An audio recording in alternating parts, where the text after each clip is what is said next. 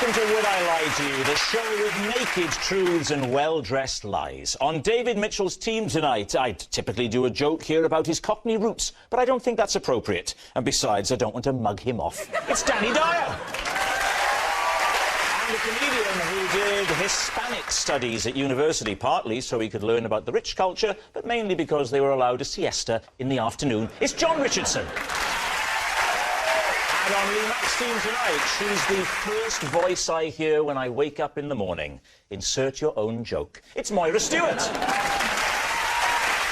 the comedian who provided the voiceover for ITV2's Magaluf Weekender, a sweaty, loud mecca for unpleasant, horny teenagers. ITV2 is available on most Freeview boxes. It's Joe Lycett.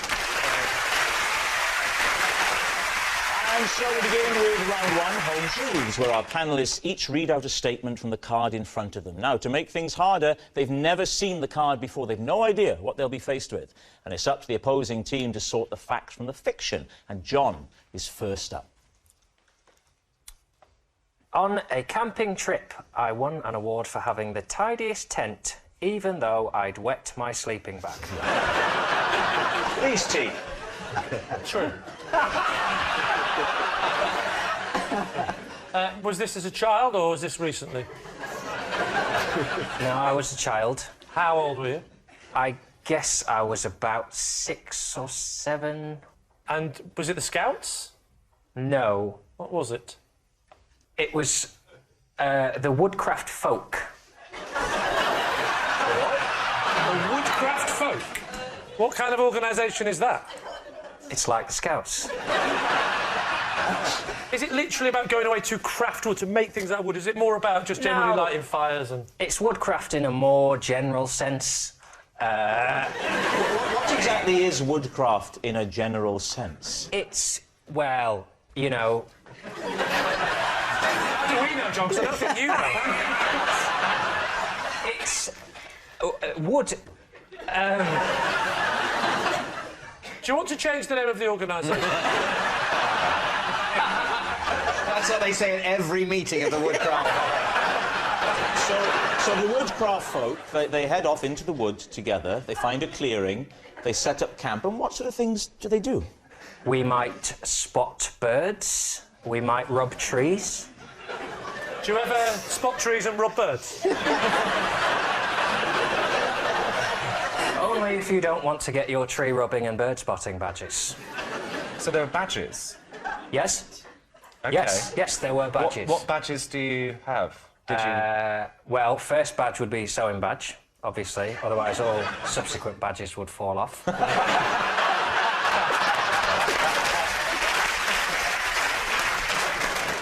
Then... Bird spotting. Bird spotting badge. Tree rubbing. Tree rubbing. Tree rubbing was just to chill out. It can't all be about getting badges. All right, how many people were in the competition of tidiest tent? 15? Does he just suddenly go back to childhood? 15. That's more like it. So, 15 kids, all trying to have the tidiest tent. Well, not exclusively, but we stayed in tents, and to instill an atmosphere of tidiness, every morning there would be tent checks. Tent checks. And whoever's tent was the tidiest would be How rewarded. many boys per tent? Not just boys. Boys Whoa, and girls. hang on a minute. These were mixed tents. I shared a tent with my sister, who was also in the Woodcraft Folk. How did the other woodcraft folk react to it? They never found out. Did your sister find out? Yeah. She was aware, yes. She was one of the first to be aware. Do you think they gave you the prize to sort of patronise you, because they felt sorry for you? A prize is a prize. So other than the swampy conditions, it was very nice and very tidy. Yes, the tent was very tidy because everything was outside drying off. What do you think, Lee? Is he telling the truth? I don't know. What do we think, Moira? I think it's true. You do? Yeah. Why do you think it's true? He looks like a bedwetter. Well, I know that.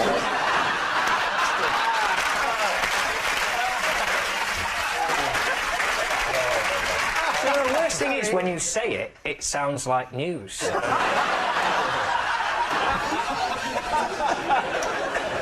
Joe? I think it's probably true, You're yeah. going around to true as well.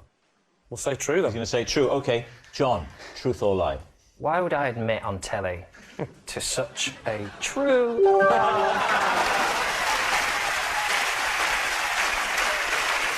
Yes, it's true. John did win an award for the tidiest tent, even though he'd wet his sleeping bag. Joe, you're next. OK. If I'm ever walking alone at night, I call out the name of an imaginary dog to deter any muggers. Steve. What's the name of the dog? Brian. If it's going to be a vicious dog, it would be Brian, wouldn't it? Definitely. Do you think a would-be attacker would, from the tone that you say Brian, know that you mean a dog and not a Brian? To me, it sounds like you'd be calling a, you know, a middle-aged civil servant. Well, it's because I read an article written by Darren Brown in which he said if you're in a situation where things look like they're getting a bit choppy, if you do something unusual, the other person is so sort of freaked out by that they generally stop doing what they're doing if they're being a very... How do you shout? Imagine I'm a terrifying would-be assassin. You know, in your whole panel, maybe you're not the first choice for that. John, imagine if John was... so, all right, imagine Danny is a terrifying would-be assassin. Yes. And, you know, go for it. Brian.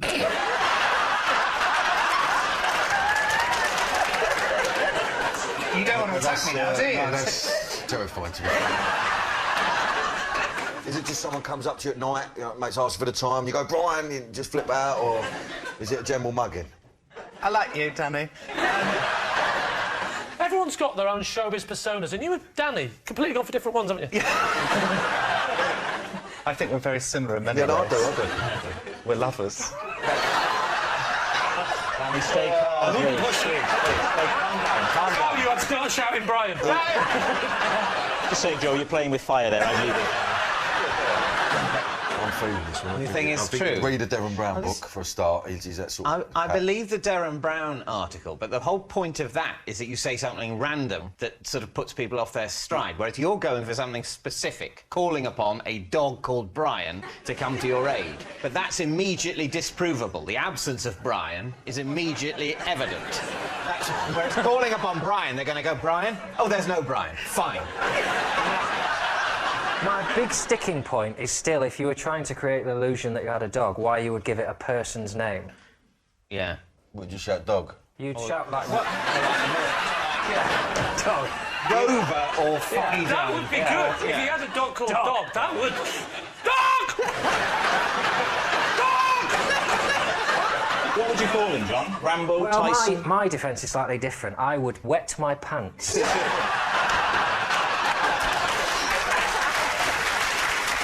So, what are you thinking, David? John. I don't believe it. Danny. So I think it's true. You think it's true? I think he's that... Now I have to make a decision. My gut is that it's not true. Let's go no then.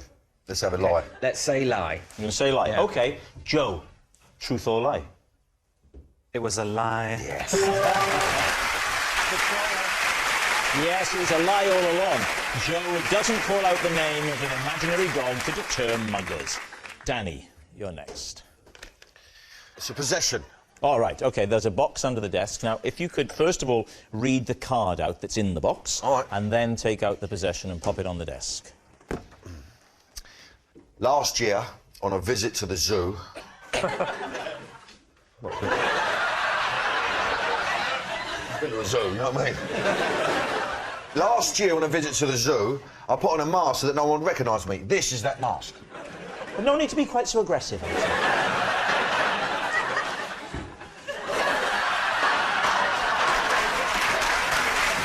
you put it on your face? Yeah, no, I'll whack it on you, of course, yeah. Let me have a look.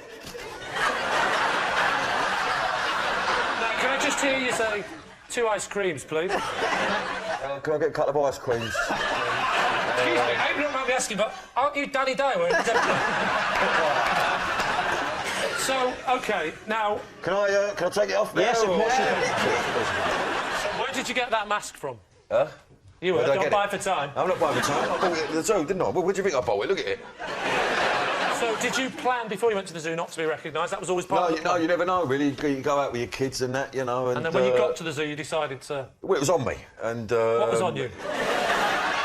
Like people. People were on you? Not on me. No, but I mean on, giving you the... Drive me mad, Yeah. right? Nice people, it's all love and all that, but I needed to do something about it because, you know, me little one was getting the hump. You know, I was trying to look at the... You know, Look at the giraffes, a drugged-up giraffe. A giraffe didn't look well, to be honest with you.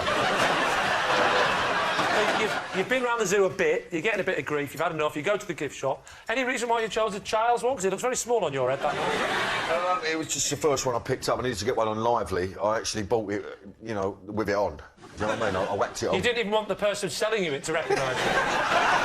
Did she not scream and say, we've got an escapee? Danny, where is this zoo? It's round the corner from me. It's in Essex. It's only a little number. You know, there's a couple of rabbits in there. I mean, you know. Did you go and see the zebras? It didn't have any. Not a zebra about 'em. Well, you say that. You surely weren't wearing a Danny Dyer mask? No, yeah. It was one, wasn't it? It was one. It was one. I was disappointed. I ain't gonna lie. Felt bad for her. You know, I took her out on a day out and I took her to a moody zoo. I mean, it wasn't. Moody zoo. I really promised. I said, listen, babe, me and you were going to go out and have a lovely day. And I took her to see a couple of rabbits and a moody giraffe. You know what I mean? So, in general, you know, it was a bit of a letdown. Do you mind just one more time placing that Yeah, on? I'd love to put it on. Love to. It's very small. I reckon that I could recognise you from the voice and what's showing on the face. Yeah. Was this before you were on EastEnders or afterwards? This was before. So you weren't being mobbed loads? Well, still getting it a bit, you know what I mean? A lot of my fans... Can I take this off again now? I wish you would, yes. Yes, I'm a little disturbed. No, you know, a lot of my fans hang out in zoos, so...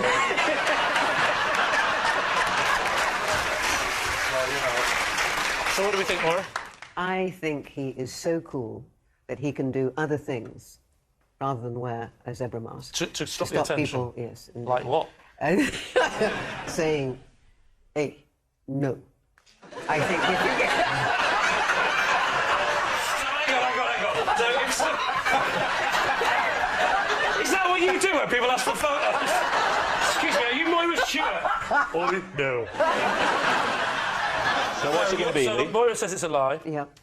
Yeah, I think it's probably Joe? a lie. You say lie? OK. Yeah, a lie, yeah, a lie. I'll go with my team and say lie, then. You're going to say lie? OK. Danny, truth or lie? It's the truth. Yes, it's true. Danny did wear a mask, so he wouldn't be recognised at the zoo. Our next round is called This Is My, where we bring on a mystery guest who has a close connection to one of our panellists. This week, each of Lee's team will claim it's them that has the genuine connection to the guest, and it's up to David's team to spot who's telling the truth. So please welcome this week's special guest, Charlotte.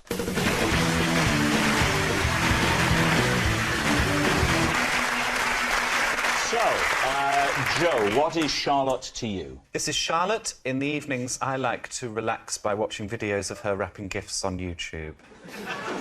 Right. Moira, how do you know Charlotte? This is Charlotte. She does such a good impression of me that I once let her pretend to be me on Radio 2 and no one noticed. And Lee, what is your relationship with Charlotte? This is Charlotte, and she's my judo instructor. And she told me off recently when she caught me having a pint in my judo kit just before a tournament. Before a tournament? It's the very worst time to be drinking, isn't it? David, where do you want to start? Well, Joe, that sounds like one of the creepiest things I've ever heard. You watch her on YouTube wrapping presents. Yes. Why? Because she's very good at it. That is not an explanation. That's why you might ask her to wrap presents for you, not observe her doing it. Well, no, what she does it, she takes great care over the way she's doing it. And it... So she's slow? She's slow. And So not very good at it. So... Joe, how long does it take Charlotte to wrap a present, would you say?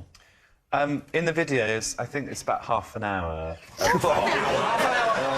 Per present? What are these presents? Is she wrapping a tank? I mean... did you initially think, well, I need to relax is to watch someone wrapping presents on my computer? Well, since I've been a child, I've had this weird sensation when I watch people with bits of paper, particularly, where I get this lovely, like, tingling in the back of my head. And I remember it when my grandmother was doing some paperwork and she licked her finger and turned a page and it made me feel really, really lovely. The saddest thing is the idea that when you used to go around to your grandparents' house as a child, she used to do her paperwork while you were there. Mine used to take me out, they'd maybe cook lunch. Joe's coming round, brilliant. I've got some receipts I need to go through, Do you think that what you're saying, John, is that because of the years of neglect that Joe suffered as a child, he's come to substitute paperwork for love? It's a relaxing thing. It's like having a massage rather than, like, a sexual thing. It's not a... Opening, I understand. I understand a video of someone getting a present and watching the joy. Watching someone wrap a present, do you get to see who opens it? Or it just gets wrapped and that's the end? I suppose you could play it backwards, couldn't you? All right, David, who else would you like to question? She's the best. She does the best impression of you ever. Absolutely. And how did you find this out? I walked in on the production team on the floor, 2 floors down from my studio, and she happened to be in mid-rap. She was rapping then. Oh, she was rapping. Just remind you of who's saying what. She was in mid-imitation. Right, OK. So she works at the Beeb? Yes, she's a researcher. Right, OK. So she was mimicking you Yes. behind your back? So really taking a liberty, really, in a way. Having a giggle. And you rewarded her by whacking her... Not whacking, sorry. You rewarded her by putting her on your show. That was Not my show. It was the Chris Evans breakfast show. Yeah. So she actually read a bit of your bulletin Yes. on his show. His idea. Oh, it was his idea. Yep. He's a little imp, isn't he? So what would the introduction be? I mean, I'm trying to think now, and I listen to you every day. Of course I do. The introduction is, this is BBC News on the date.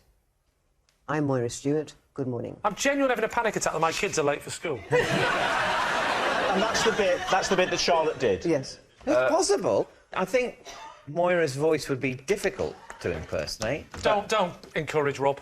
No, on this occasion, have a go. All right, I'll give it a try. But if it doesn't work, you may never do Ronnie Corbett again. No. That's too great a risk. So, what about Lee? Lee, yes, tell us about how you got into judo in the first place. Well, how does anyone get into judo? I was watching Kung Fu Panda. And ruled out Kung Fu. My kids loved it, and so they decided to take up martial arts, and they decided to take up judo. So I took my children to the judo, and it was a bonding thing. I said, all right. They said, come on, Daddy, you do it. So I joined the adult class whilst they did the kids' class. How many weeks have you been going to judo? I'd say I've been through about 30 lessons. So it's like a weekly class Correct. for judo, but how does the tournament work? Well, after Is that on the same day as the class, or...? Yeah, so we do it every week. We have a class, and then he said to all the men and the women in the class, he said... Who's he? Charlotte. No, I haven't got to Charlotte yet. I haven't got to Charlotte. I thought she was your judo instructor. She is. She is? She is, yes. But he said... Let me finish. I said tournament. Tournament? How many done for? I said, I'll do a tournament when you have a sex change, mate. So she said, next week we're going to have a little bit of a tournament between you lot. So I thought it was just all a bit of fun, so I turned up the following week, ready for my tournament, and I got there a bit early, dropped the kids off, but the adult class starts a bit later, and I saw the pub, went over, and I was chatting with the other bloke, who's one of the dads. All right, so you're both in your judo gear. Yes. What's the name for that? I call it the white dressing gown. And she's come bowling in. So she's come bowling in, I said, bowling's next door. And, Why is she in the pub? because she's looking for us, and we've gone on a bit late. Oh, you've got... Yeah, right. well, actually, what actually happened was we were a bit late. Yeah, what did actually happen? She's walking past the pub. We were actually at the bar, sort of looking out the window, having a pint and a chat, and we literally saw someone just sort of walk past and go... And then come in the pub and tell us off. Because used to being the, the star pupils, obviously, you know, you was going to... That's not how it works in martial arts, Danny. Not just the star pupils get respect. Ah. Everyone is equal. What's your favourite move in judo? Because judo is full of a wide variety of stances, and what's the one that really gets Lee thinking, this is You had for to me? narrow it down to your favourite 6 or 7. I think it's probably teppanyaki. Sorry? That's a starter dish, isn't it? Well, that's the funny thing. All judo moves are named after dishes. I did the sushi, and the weird one you're not going to believe, the pot noodle. If you wanted to demonstrate any moves, the floor is yours. Oh, if you feel that would help prove your point. So, well, what you do is, I mean, what would you like to see? Well, first of all, your opening stance. OK.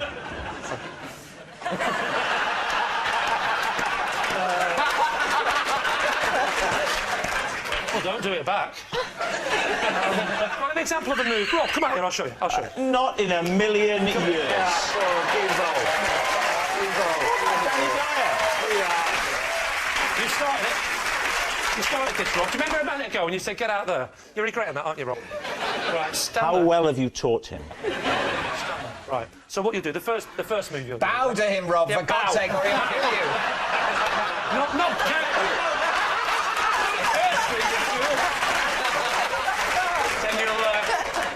Then you come here. Brian! Brian! You take a lapel like this. Yeah. You'll take a lapel like this. Yeah. Okay. Oh! Right foot forward like this. Yeah. Don't you dare. And then you get like that, Yeah. and then you sort of lean on, and then you...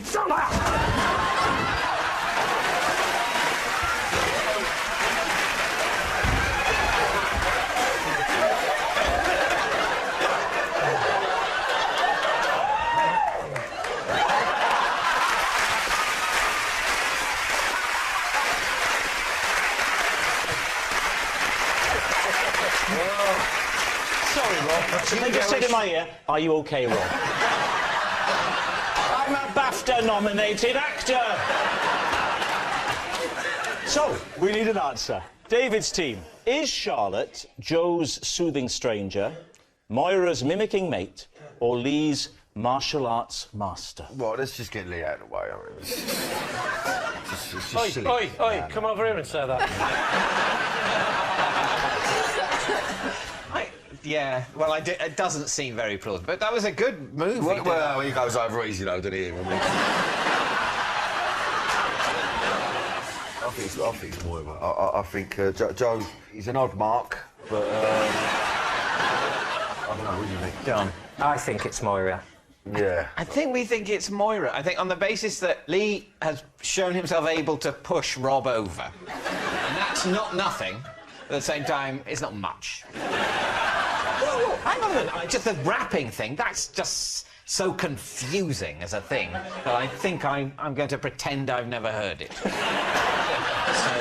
We're going for Team Moira. Happy will go for Moira. The impersonation, the first Yeah. bit of the news. Exactly. OK. Charlotte, would you please reveal your true identity? My name is Charlotte, and Joe watches my videos to relax on an evening. Thank you very much, Charlotte. Thank you.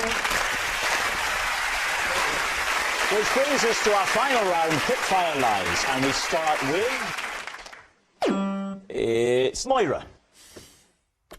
On a cold winter's evening, I like to treat myself to a jacket potato with a melted Kit Kat on top. David's team. And now the weather.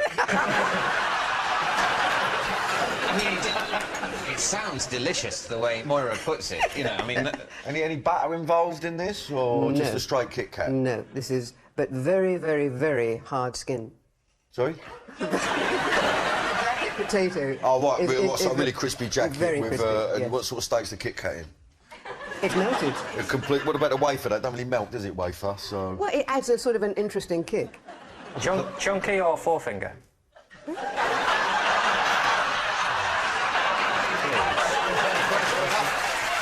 Sorry, you'll have to excuse John, he's not been speed dated before. I only know the double Kit Kats. You've not heard of the classic four-finger Kit Kat? Look, times are hard. When did this start, Moira? How did you discover this? Ooh, about 3 years ago. Really? And what sparked it off? I thought I like jacket potatoes. Who doesn't? I've done the tuna. Who hasn't? Let me try the Kit Kat. Why not? The next one is the stage, yeah. Kit Kat. Have you ever heard, Moira, of cheese? Just a couple of years ago, someone introduced you to it. Go, listen, you want to whack a Kit Kat on the jacket potato? I don't think anyone Moira knows has ever used the phrase whack a Kit Kat on a... I don't think Moira knows anyone to talk about. Am I right, Moira? Can I ask more about the cooking process? It's very, very lengthy. Moira, don't push it. I mean, obviously, of course, but at the end of it, you've got a jacket potato with a Kit Kat on it, so it's worth hours and hours of work. You blast it in the microwave, then you put it in the oven for, about 20 minutes. Then you halve it, then you slap the Kit Kat on top, do another 10 minutes. So what do you think, David? Is she telling the I think it truth? sounds like a disgusting meal. I'm not the only one that thinks that actually sounds really nice. I quite like that. I like cars and I like chips, but I don't drive over my chips. Not everything that you like should be mashed together in the same... That's Rich coming from 8 out of 10 cats does countdown.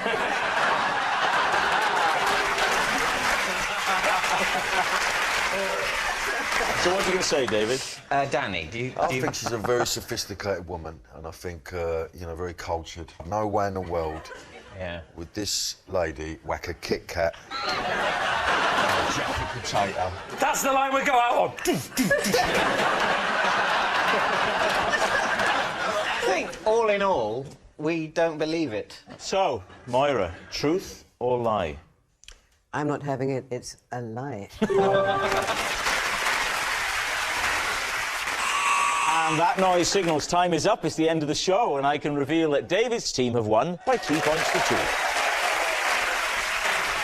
But of course, it's not just a team game. My individual liar of the week this week is Danny Dyer. Yes, Danny Dyer, mainly because I'm frightened of what he might do to me if I give it to someone else. Good night.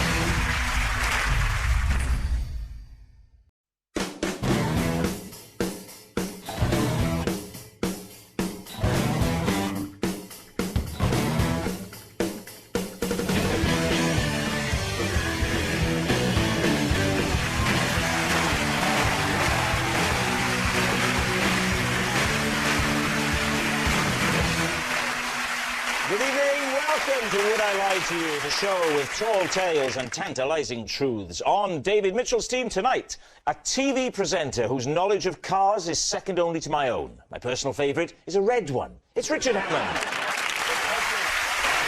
And a comedian who once did a TV show for Channel 4 where he wrestled an alligator.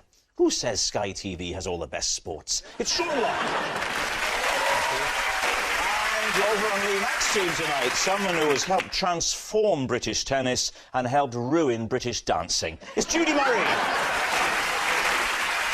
a South African comedian who recently performed on the Royal Variety Show. 90 minutes of the finest entertainment crammed into 7.5 hours.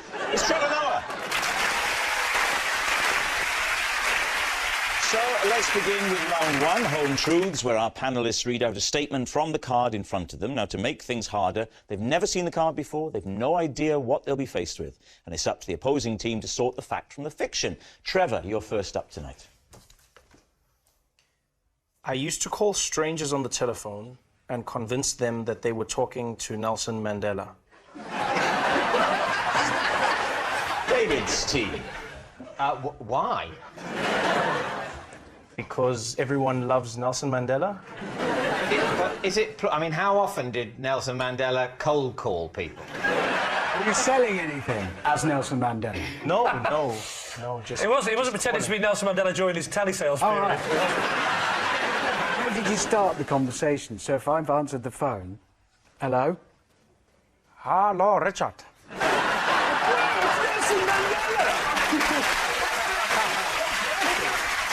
What will you say next?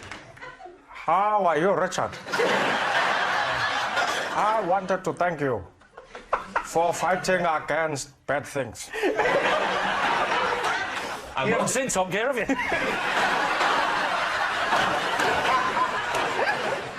Who did you target? Anybody. I just dialed numbers on the phone. Well, random numbers. Yeah, like it was just, you know.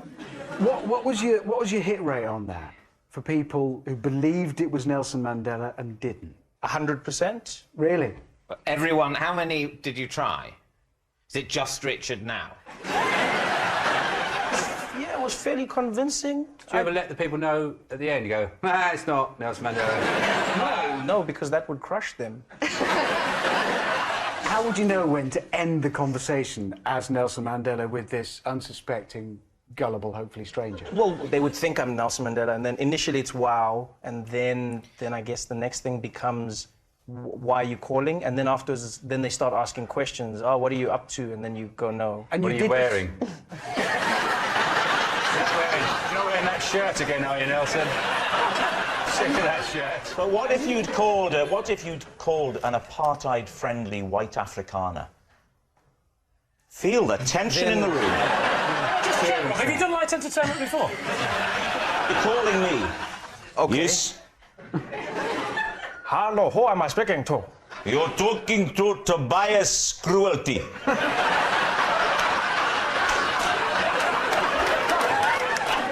This is some of my best work. We're just glad it's someone else other than Ronnie Corbett for a change.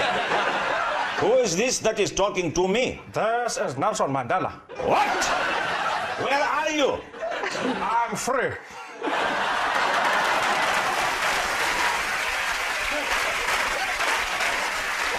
Are you sure you're not Morgan Freeman? That movie hasn't come out yet. Well, do you know what? I've always been pro-apartheid, but this frank exchange of views with you has really turned me the other way. I wish you all the very best. And to you.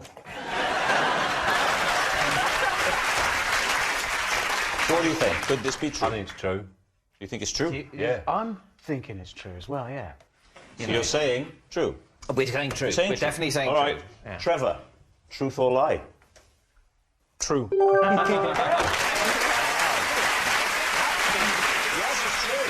Trevor did used to call people and pretend to be Nelson Mandela. Sean Locke, you're next.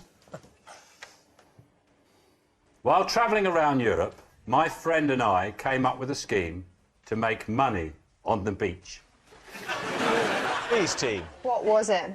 It was jewellery. We used to sell jewellery. What kind of jewellery was it? It was earrings. And where did you get the earrings from?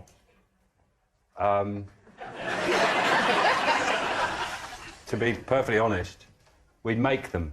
Oh, it's homemade jewellery. Here we go. And where was the beach? Where was the beach? It's right next to the sea. It was in Greece. What was it about being on that beach? You thought, earrings. I couldn't make donuts. Okay. What did you make the earrings out of? Well, I didn't make them. My friend made them. And what do you make them out of? Beads. Now, this friend, Sean, what was his name? Spud. Spud. Spud. Spud. Yeah. Was his name? Spud the Jew. My job was to sell them. Oh, So you're the salesman. So give us a bit of pad. Imagine David he's on the beach in his thong, he's relaxing. Finally, he can be himself, OK? And you come along and you look at his ears, they're unadorned, you think there's an opportunity, off you go. Well, the first thing, if he's got a thong on, I'd ask him to turn over. If you roll onto your back, please. Would you like me to rub a bit of cream into that area, because I don't think that's ever seen the sunshine. He wasn't the target market, isn't... Well, Richard likes a bit of jewellery. You like I like a bit of jewellery it. around the neck, so sell them to Richard. Are you having a nice time? Yeah, I'm having a lovely time. Do you want to buy some earrings? Not really, no. What's wrong with me? I'm turned over and everything. Can I do this? Spud! Help! What was Spud's real name? Keith. Why did you call him Spud? He always had a jacket on? What?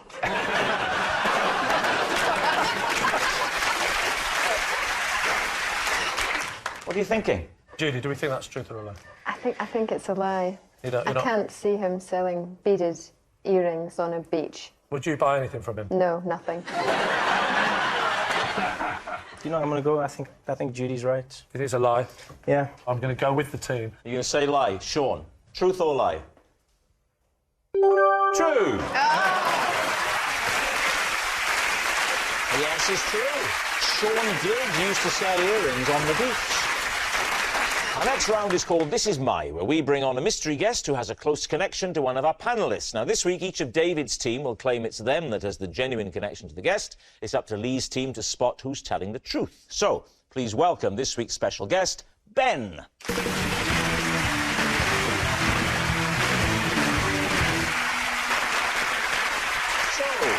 Richard, what is Ben to you? This is Ben, and I once convinced him that he'd been spooked by a ghost in a country house. Sean, how do you know Ben? Well, this is Ben, and I had to talk to him for over an hour to keep him calm when he got trapped in a portaloo. David, what's your relationship with Ben? This is Ben, and he very recently took me to my first ever football match. and was disappointed that I nodded off for a bit in the second half. Lee's team, where do you want to start? Well, first of all, Sean, how was he trapped in a portaloo? Well, it was the lock wouldn't work, wouldn't open. But why was it such a tense situation that you had to calm him down? Why is he panicking? Because Ben, and I'm sure you'll notice that. I mean, you just have to look at him to know he suffers from a lot of anxieties. I mean, he looks so comfortable here, doesn't he? Just so relaxed under all these lights.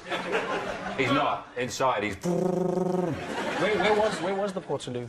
on a campsite. Had you met him before? I'd seen him on the campsite. And he'd nodded. Hello. All right.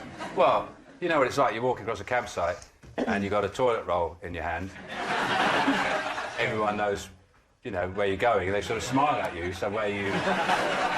It's like you've all been there. You've all been there, and you're walking across, you've got a toilet roll, and people go, all right, yeah. What again? And then they've got that what again look without saying it. So did you go to use the portaloo?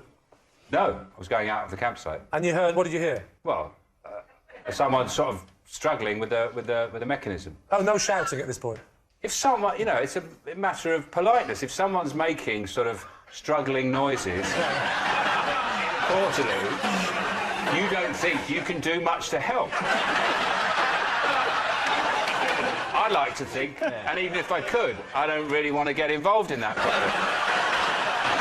But as I was walking out, I thought, it looks like it was wobbling slightly. And I went back, I said, are you all right? And he went, no, I'm not. And you talked to him for, you said, an hour? Yes, yeah, we just... Well, I'm curious to know what you filled an hour with. Well, I just chatted about how his camping weekend was going. Well, not very well. Yeah. So you're in the thing with him, and eventually what happened? What was the outcome? Yeah, how did he get out? The guy came, he died in the there. campsite manager came. And then when he came out, you obviously the first time you'd seen each other. Yeah. And how was that? Did you fall in love? To be honest with you, I think he was a bit disappointed. It was like a blind date.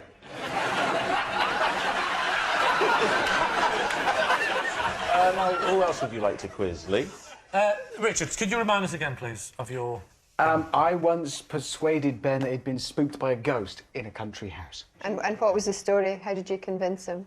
Well, he was in a separate room, and I saw, like, a stool and realised, hang on, I can hit the rafters, knowing where he was. That'll sound like footsteps coming towards him. So I did. and he believed it was a ghost. Yeah, and what were you doing in this house? Is this just like an empty house where people are... No, we worked together in radio. Yeah. And we were doing a ghost hunt. Why was Ben in the room by himself? Because he just wanted to be brave and go off, and he'd sat in the scariest, supposedly most haunted room in the house, which happened to be directly above where I was in the hall. And how high were the ceilings in the room that you were in? Fairly high, not massively high. Well, how high? If you think of me plus a chair, about that high. That's a very low ceiling. Oh, give up! No, it is. Really? Listen, I am 6 foot. All right. I'm just We got saying, it. I'm 6 foot and it's great. Is it? How did Ben react when you were making these noises? Well, did it spook him? Yeah, he ran straight out through the door, which would have been running through where the ghost was. So he probably panicked. Oh, God, absolutely terrified. Did it? Yeah. Well, I know that about Ben. He does get very, very spooked. Anything like that freaks him right out. Goodness, he could open the lock on that door, you know.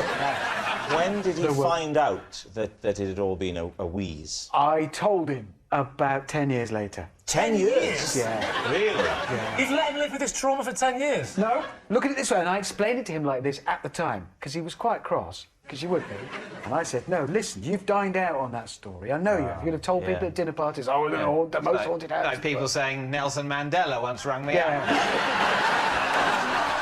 David, remind us again, please. This is Ben, and he took me to my first ever football match, and then was disappointed when I dozed off for a bit in the second half. When was this? This was last season. Oh, he's already got all the words, hasn't he? He's been training for this one. I thought last season. Yeah. What was the match?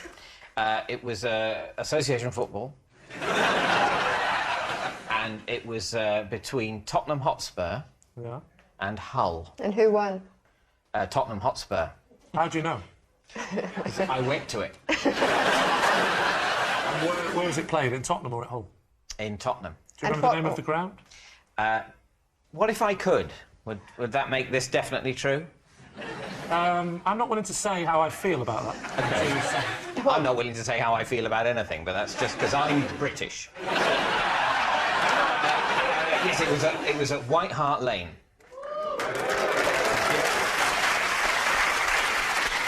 Thank you. Yes, I do have a research team. Do you remember the colour of the kits? Let's say one team was in white and the other team wasn't.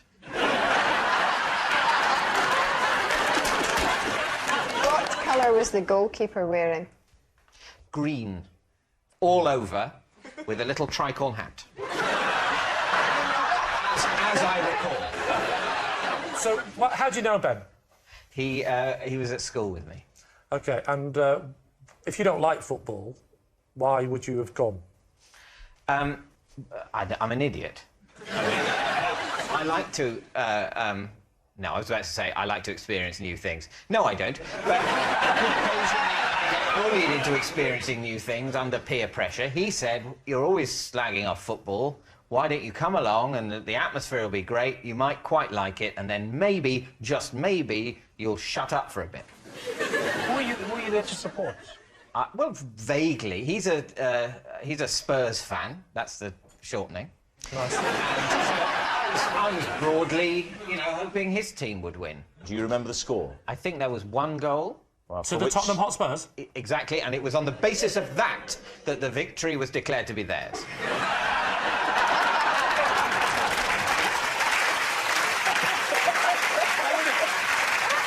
Back to you in the studio. We need an answer. So, Lee's team.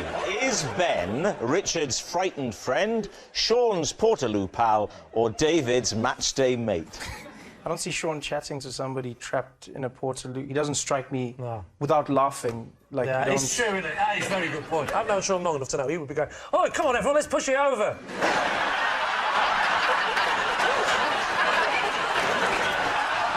Richard and the Roof is where he lost me.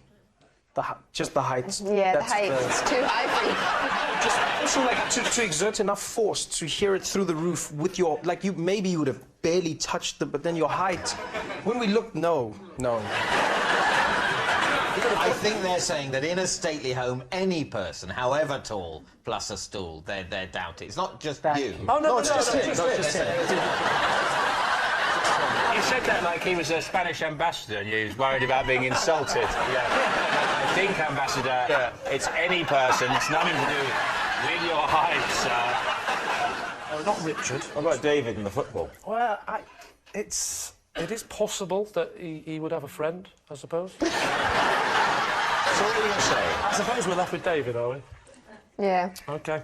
You think it's David? Right. Ben, would you please reveal your true identity? My name is Ben, and Richard spooked me by pretending to be a ghost in a country house. Thank you very much, Ben. Which brings us to our final round, quick fire lies, and we start with... It's Lee. One Saturday morning, I lay on my back in the garden and pretended I'd fallen off a ladder so that I could get out of a family trip to IKEA. Even Steve. What had you been supposedly doing on the ladder to fall off it? So, my wife said we're going to IKEA, and then you should be upset if I said no. So I said, yeah, no problems. Can we go in about an hour? She went, yeah, no problems. Why? And I said, because I've got to do something in the garden. Yeah, what were you doing? Trimming the tree. So you said, OK, we can go to IKEA in an hour. I've just got to go and trim the tree. I didn't say I'm going to trim the tree, obviously. I said I've just got something to do in the garden. Why is it so urgent that this tree needed to be trimmed? You're not following this story, are you, Sean? I didn't need to trim the tree. Yeah, but surely wouldn't she go, we'll do it later? Because it was a casual conversation. We're going to IKEA. Can we go in about an hour? She's got to do something in the garden. She went, yeah, fine. And that was it. Right. We don't live in a relationship where I go, can we go to IKEA? I go, can we go now and do something in the garden? She doesn't sit me down, put a spotlight on me, and go, just a thing in the garden. OK. But you did talk Perry last week! So you say you've got to do something in the garden. She says, fine. So you walk out into the garden. Yes. Explain how you set the scene. I go to the shed, right? Yeah. I pick my tool wisely because I want to make sure that when I've fallen with it, that it looks dramatic. Yeah. Do you know what I mean? So what did you pick? Secateurs, nothing. Those big giant ones. You know which one I mean? They look like those old-fashioned bull workers, but they've got a pair of scissors at the end. With the telescopic handles. That's one. I still needed a ladder. They're not going to get me on that. Do you climb to the top of this ladder? I don't need to, do I? There's no trimming to so no. be done. I mean, are you fucking... Anyone else? I'm not Robert De Niro. I'm not Method. I didn't have to go... I must become the tree trimmer. Your wife must think you're pretty bad at it if you can go out and presumably instantly fall off the ladder. I didn't say I fell off instant. I know she's going off to do something else. She says I'm going to the shops then. So I know she's out. So I position everything. So she says in advance of going to this shop, she's going to the shop. No. It's an expression that people say I'm just popping to the shops. I pop into the individual shop. It's not an expression. It means going to the shop. Is it a euphemism in your house for what? Having a poo? I pop into the shop. You're going to get me on one letter. All right, pop into the shop.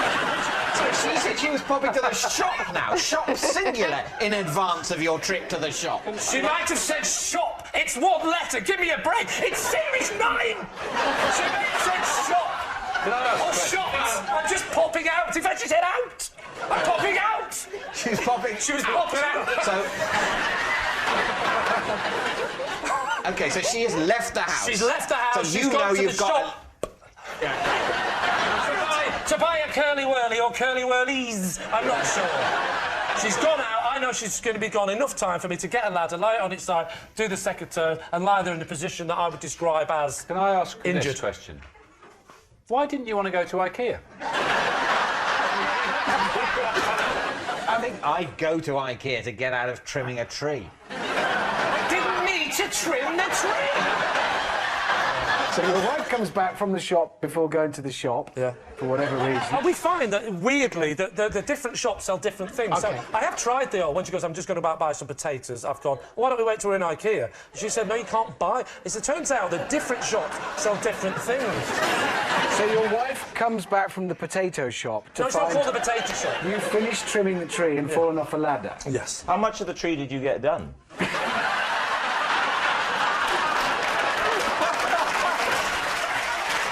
Did you claim specific injuries that you'd done? When you said, oh, I've just generally hurt myself, what? What had you done? What did you say it hurt? I went, ah! My leg! She went, what's up with it? I said, I don't know, but I can't go to IKEA.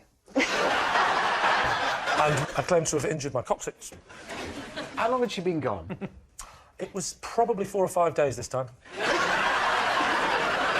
I'd say probably about 15 to 20 minutes. Did she still go to IKEA? Yeah, no, what did she do then? You're there in agony. She came to help me. She helped you up. She helped me up. She tried to get me stood up. I held the base of my back. Is that what the coccyx is? Yeah. The base of my back. And she said, you better come inside and sit yourself down. I said, but what about the trip to IKEA? I feel I've let you down. She said, no, that was years ago. And, I think the bit where I was pushing it, when I shouted, love, can you put that ladder away? I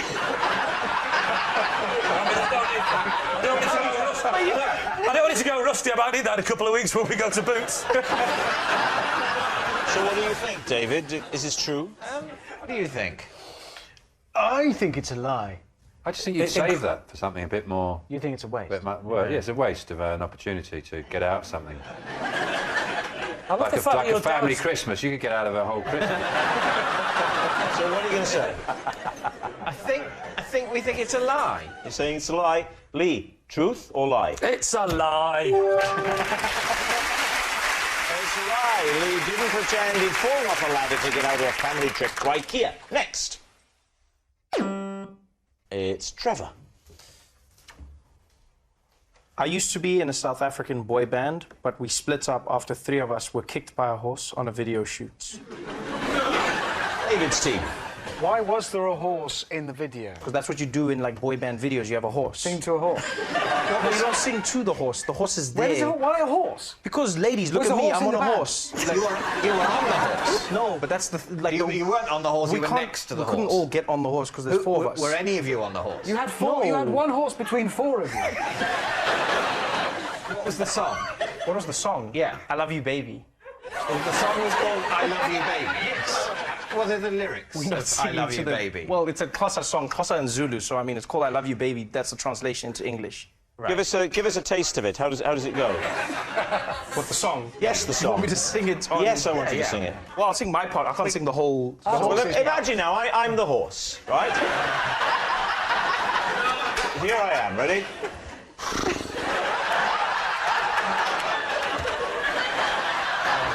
Sing to the horse. Sing to the horse. Do tanda baby, tanda. This wasn't a big band, was it? This is my part. I'm singing my part. Tanda tanda sa mingi funa wena pen. Tanda ye tanda wena. We all know it. Get with it, middle-aged man. We all know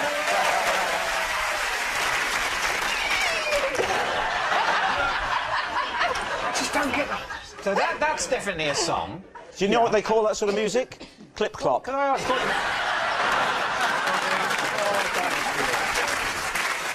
What were you called? What was the boy band called? Yeah.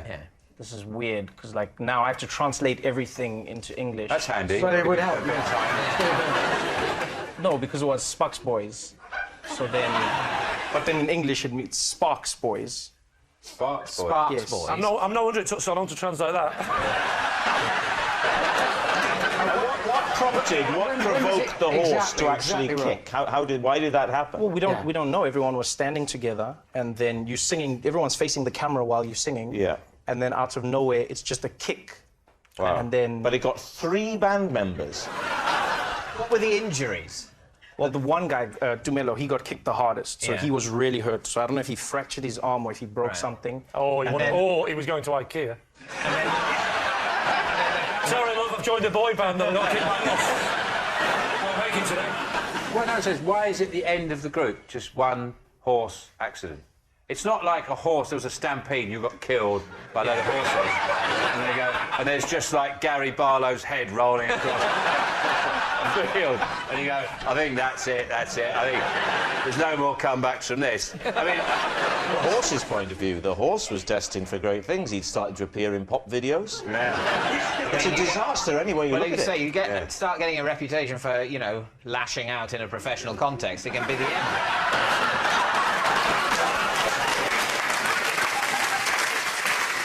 you going to say, David? It's very convincing. I said it's true. I'd go true. I'm gonna go. Yeah, I'm gonna. You think true? Yeah. I think it might be true. Let's say true. Say true. OK, Trevor. Truth or lie? Lie.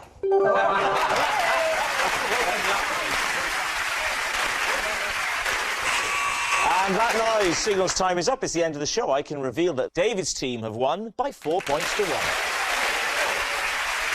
And of course, it's not just a team game. And my individual liar of the week this week is Trevor Noah. Yes, it's Trevor Noah. He's dished out more Whoppers than a teenager in Burger King. Good night.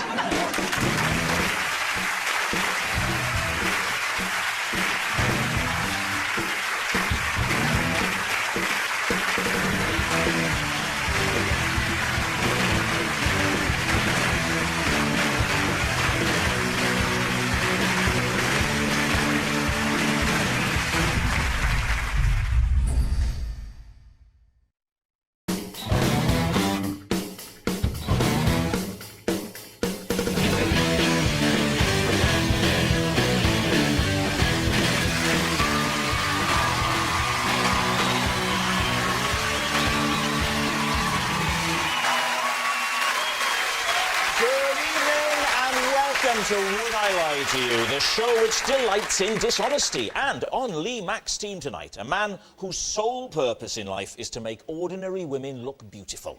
He's the fashion equivalent of 8 pints of lager. It's Got Wham! And a man who, frankly, needs no introduction. So instead, let's spend the time delighting in his famous face. From Game of Thrones, Charles Dance!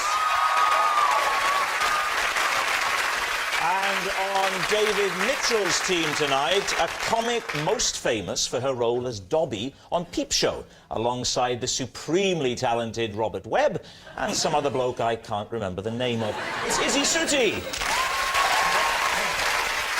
an actor who recently starred in episodes and is soon to be the voice of Postman Pat. I don't know where he finds the time. Presumably he gets up early in the morning just as day is dawning. Stephen Langan! And so to round one, Home Truths, where our panellists each read out a statement from the card in front of them. To make things harder, they've never seen the card before, so they've no idea what they'll be faced with. And it's up to the opposing team to sort the fact from the fiction. Stephen is first up. Off you go. Whenever I eat beans on toast, I always imagine I'm a rescue helicopter, and with every forkful, I'm airlifting tiny bald men on a raft to safety. What do you think? How long have you done this for? Since I was about 8. Right. Any reason you do this apart from just keeping yourself amused? It or... started my auntie Bridget, who used to live with us. Yes. Is this going to be a tragic story? She's bald, she was on a raft, she never survived, and it's our way of remembering her. She was on a raft with 400 bald men. Yeah. Who needed Trust rescuing. me, we all know your auntie. Yeah. You say raft, you mean mattress. Yeah. Oh, I hope she's not watching. She's busy, don't worry. She used to live with us. My auntie Bridget used to live in our house, and she would often have to look after us if our parents were out. You know, I wasn't a good eater. I was a very skinny kid. And she used to try all sorts of stuff, and this is one technique she had. She used to do all sorts of other things as well. Like what? What else would she do? Spaghetti was, you were trying to, you know, you were throwing like a line, a rope down to rescue people at the bottom of a pit.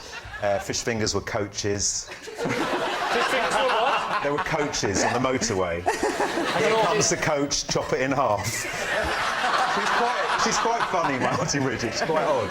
Do you think the bald men in question that were going to die on the raft felt glad that they'd ended in a more comfortable position of going down your throat into your stomach? Well, did you feel that was a safer place for them? Well, that was the helicopter they were coming into. Oh, your mouth was the helicopter? Yeah, my mouth is the helicopter. That's a raft going down. That's the raft. The raft is they're sitting on the fork, which is a raft. No, the raft is the toast, surely. The toast is the raft. No, because... Yeah. What's the toast? No, the toast is the boat they were in on the ocean. It's now covered in... Why would they be on a raft? If they're on a raft, they're already rescued. They're already OK. But helicopters don't lower down rafts. Oh, thanks. Well, you just ruined an entire lifetime story for me. Another man comes attached to the rope and he picks up each individual bald man on the raft. I've seen it. Every time I've seen loads of bald men dying at sea, and a man comes out of a helicopter and individually picks them up. So if you'd have done your backstory and you were a proper actor, you would know that you're supposed to be taking one beat. That's what Charles Dance would have done. He'd have taken, because he does his research. Yeah, and that's why he's not going to be the voice of Postman Pat.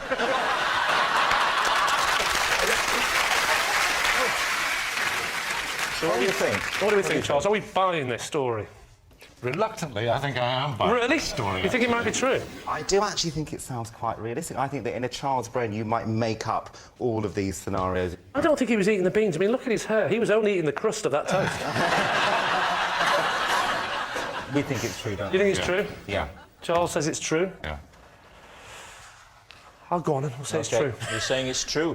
Stephen Mangan, truth or lie? It is, in fact, a lie.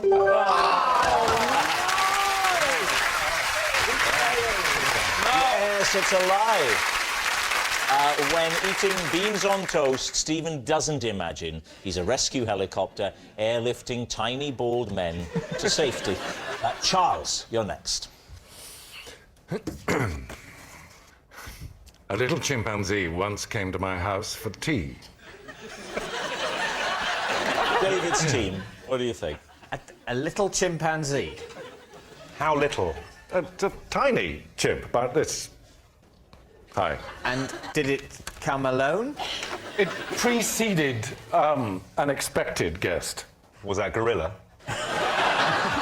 What did it eat? Well, we tried Marmite because it was a Sunday afternoon and we were having sort of tea and Marmite toast, and that's what my kids liked. But it turned its nose up at that, so we gave it cheese and tomato sandwiches, and she opened them up and took the inside and seemed to be quite happy with that. Probably on a no-carbs diet. What's a chimpanzee doing, coming round Good question. to your house for tea? Yeah.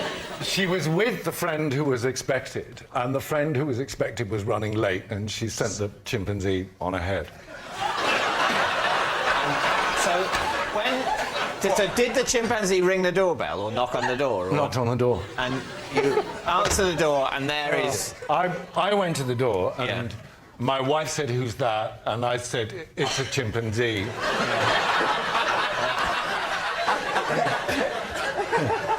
She said, "What does it want?"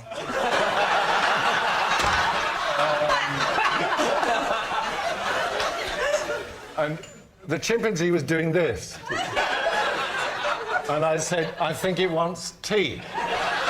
She said, "Well, ask it in." How did the chimpanzee get to your house? They ordered a taxi.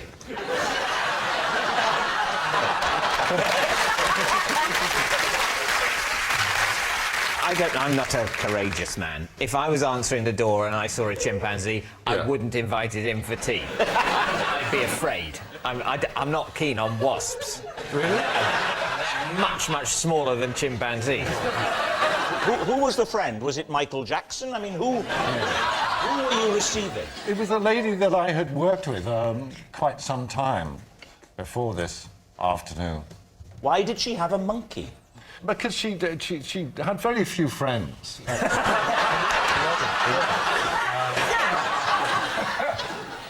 David, what are you thinking? This sounds I think it's peculiar. true. At the moment, I think it's true. What do you think? I don't know. I want to know why she would send it first. A sense of fun, surely. As a bit of a joke, go up there, knock on his door, it'll be amusing. What do you think? What I think Charles Dance, a chimp in a cheese sandwich. It's true. Which way are you going to I think we're going to go true, though. You're going to say true, yeah? OK. Charles Dance, your chimp story. Were you telling the truth, or were you telling a lie? I'm sorry to say that it's true.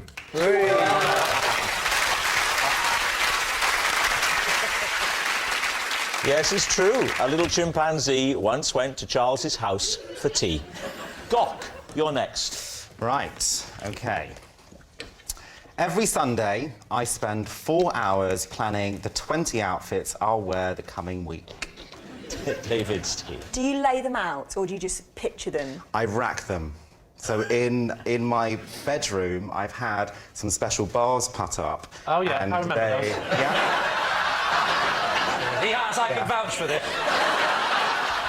So I have one which is about 5'8", okay, and then I have another one which is about 4 foot high. Okay, so when you put a pair of trousers on or a jacket or a top, it then looks like you. I occasionally, if I'm very busy, I photograph them. And then I remember that bit too. Yeah. And explain why you need 20 out, because I'm thinking, even if you... I mean, I'm a tremendous slovenly slut. It feels like you're phoning Babe Station and someone else has picked up. Sorry, can I speak to Sheila, the regular one? I often wear the same outfit in the afternoon as in the morning. I could be filming a series, and then I might be filming 3 different shows in one day, so I'll need 3 different outfits to represent 3 different episodes. I might be going out for lunch, and then I'll be doing something in the afternoon, so I'll get changed from a lunch outfit, because I don't want to be too dressed up to walk the dog. And it's also done by a weather report as well. What? The Met Office are fools. Get things wrong. Do you go through with your galoshes in bright sunshine on a Friday evening? You're presenting yourself as someone who plans things very carefully, thinks things through very carefully, but your very act of planning is in itself badly thought through. Because on a Monday, you only planned it the day before, you've got a good sense of what the weather's going to be like, your plans for the day are probably better formed, so on Mondays, that's absolutely fine. I know what I need in the morning, the afternoon, and, you know, outfits 3 and 4. But come Friday, the weather's all to cock, the dog has died, dropped 2 scenes you're supposed to film on the Wednesday, you've got to fit them in on the Friday. But I've taken photographs. So even if I've planned a Thursday PM outfit and I decide I don't want to wear it, I just flick through my phone and I might want to choose a Saturday PM outfit. And I'll go back to it. How long do you spend on a Sunday getting your outfits ready for the week? What I do is I look at the 7 or 8, or maybe sometimes 9 dirty underpants in the bag. I work out exactly, I spread them out on the bed. I look and I think, which can take a fourth trip? David, I'm curious to put the same question to you. Sunday night comes around, you've had a smashing day, Country File is finished, so now you're thinking, I've got to plan ahead. How much time and thought goes into it for you? Well, I always wear basically the same thing every day, so none. You're like Batman in that respect, aren't you? Yes, I see myself as a superhero, and I have basically one outfit. Which, you know, and what's your superpower? The ability to decide what to wear very quickly. What are you thinking, David? I think it sounds very plausible. It does sound plausible, but is it too plausible? I think it's true. David's team thinks it's true. Gok, were you telling the truth, or were you telling a lie? Are you trying to work out what to wear before you... I was telling the truth.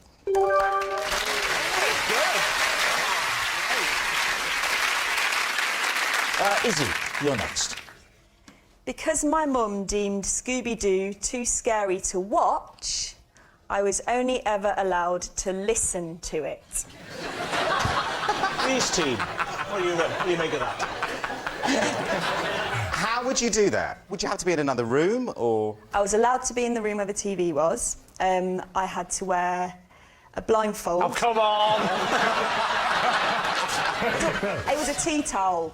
But you know, I was small, so I had a small head. It went round my head. So she tied the tea towel around your eyes in what can only be described as a hostage situation. And then she left you in the room. She stayed in the room to make sure that I didn't take it off. Why didn't she just say, close your eyes and make sure you don't open them? I think she just wanted to be sure that I wouldn't Peep. be able to... Yeah, because, like, she would sit next to me, but... She wanted to watch it. It was one of her favourite programmes. So... Whoa. Let's focus on that bit for a moment. Your mum's favourite programme was Scooby-Doo? Yeah, amongst other things. What other things? Amongst the news. Well, she obviously wasn't quite sure what kind of person she was, obviously. What kind of stuff do you like? Oh, you know, the news, Scooby-Doo, that sort of... Anything else? Gladiators. And would she do that thing they do for, you know, the audio description? Would she say, and now Scooby-Doo is running away? Because it's quite a hard show to follow audibly. I can't see it. You have to rely on seeing it, don't you? Wait. In the words of Rob Brydon, I'm doing Scooby-Doo. I'm doing Scooby-Doo. I think what you were trying to do was... Here we go.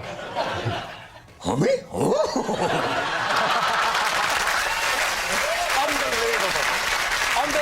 7 series in and he can't let me have one moment, can he? OK, so you're blindfold in the living room. And how old are you? It stopped when I was about 16 and just... 16? So at 16, your mum would tie a tea towel around your head when Scooby-Doo was on? Yeah, but by then we just liked the ritual of it. It's just... Oh, it was a ritual now. Were you ever tempted to phone Childline? No. You couldn't find the phone, could you? Now, what about Scrappy-Doo? If Scooby-Doo was a bit heavy and some of the issues were a little bit, you know, difficult to deal with, Scrappy-Doo was a lot more accessible, wasn't it? How did she feel about that? Is that a kind of spin-off? Is that a kind of spin-off? It's Scrappy-Doo. It is. Look what you've done to my voice.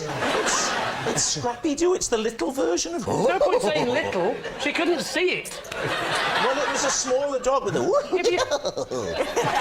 If you can't see it, that could be a Great Dane on helium. She doesn't know the size of the thing, does she? In fact, it was a Great Dane, wasn't it?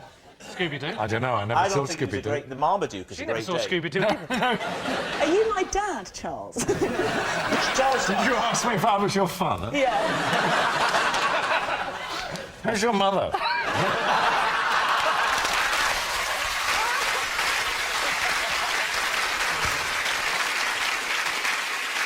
So, what are you thinking? Truth or lie? I think she's lying. You think she's lying? I think she's lying. I think she's lying. Well, then I must go with my team and say she's Okay, lying. say it's a lie. Izzy, truth or lie? It is a lie. Yes, it's a lie.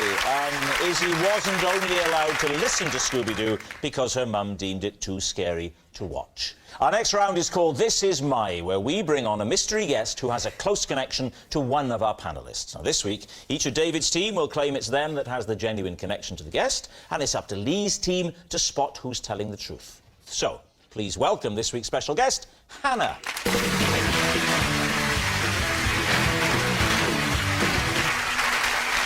So, Stephen, first of all, please, what is Hannah to you? Yes, this is Hannah.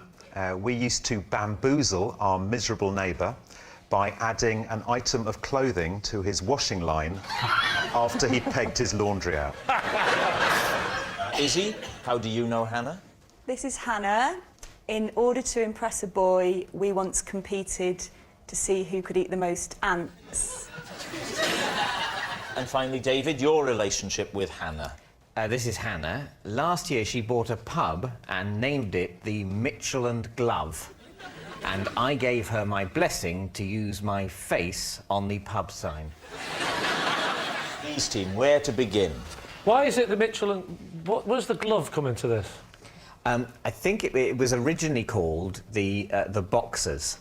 As in the dog or the fighters? As in the gloved fighters. Well, it's an obvious progression, isn't it? Yeah. Boxing, David Mitchell.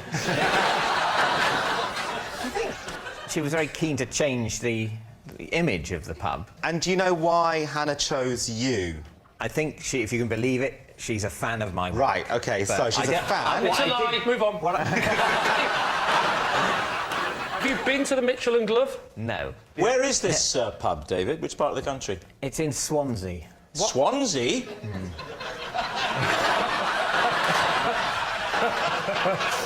Because I don't believe David. I can imagine his mind going, I've got to think of something quick. And even then he's thinking of middle-class things. Swansea. I'll say... Is it themed inside? I'd be very hurt if I'm not on all the menus. It's a gastropub, is it? Not in Swansea, no.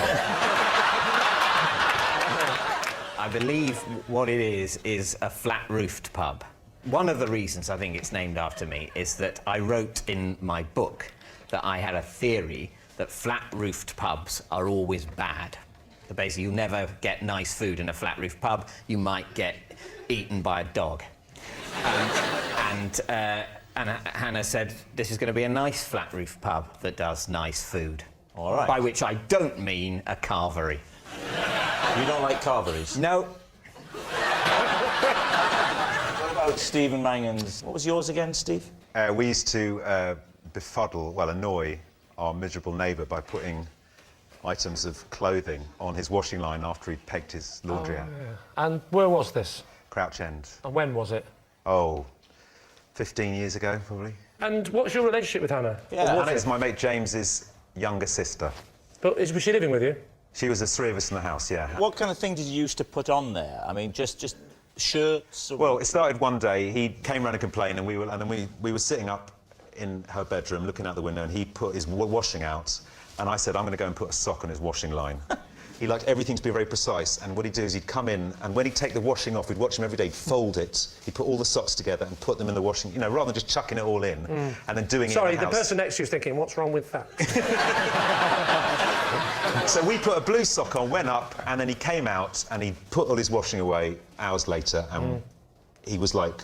And it was just very fun. We just found it. I mean, it doesn't sound funny now. In total, we found it hilarious. In total, how much did he put?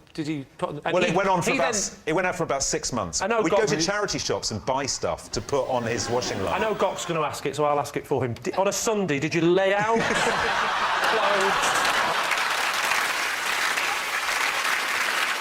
clothes? Izzy, you're saying then with Hannah, you both went out together, pulling, and to attract some guys, you ate ants. We weren't out, we were at school. How old are you? About 15 or 16. Right. Would you mind standing next to Hannah just so I can work out the visual to see whether you look like you should be at school together? Yeah. Taking my shoes off. I think you're mixing up age and height. They're completely different things. Trust me, I'm a stylist. Oh, here we go. Before you know it, they'll be naked. OK, similar age. It could work. So you were at school? Yeah. Right, and there's a boy there that you like? Yeah, and he was called Paul Brooks. Paul Brooks, OK, and you thought the best way to impress Paul is to eat some ants. It was during a school production, so we were dressed... we were in Greece. Grease the musical. Oh, right. I thought you said we were in Greece, and you know the economy's like this. It's all we can eat. The ants. How many did you eat in total? I ate about 24. No way. 24? Yeah. How many did Hannah eat? About 23. Ah, loser. And that's why you got Paul Brooks. And did you get Paul Brooks? No, he just stood there the whole time, and then I thought felt she's sick. stupid and walked off. He just sat there chewing on his cockroach going, this is so natural. And what made you stop at 24 then? I mean, surely you could tell by his eyes after 2 or 3 that this wasn't working. We just carried on, and then the interval was over, and we had to go and do the second half of Greece. This was during the show? Yeah. During the show? Tell me more, tell me more.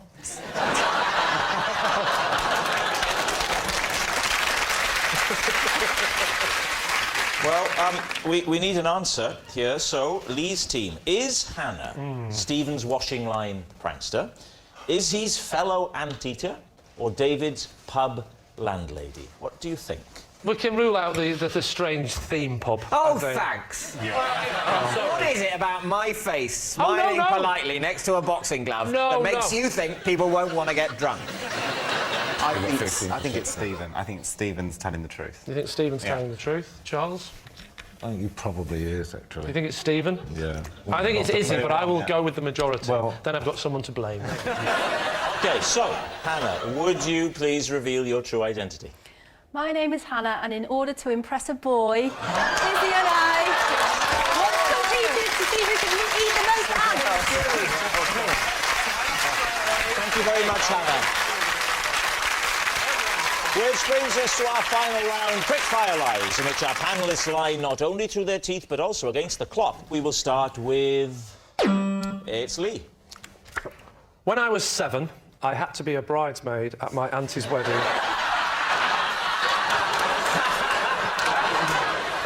When I was 7, I had to be a bridesmaid at my auntie's wedding, as one of the girls who was supposed to do it was ill, and the dress was a perfect fit. What did the dress look like? I describe the colour as traumatic.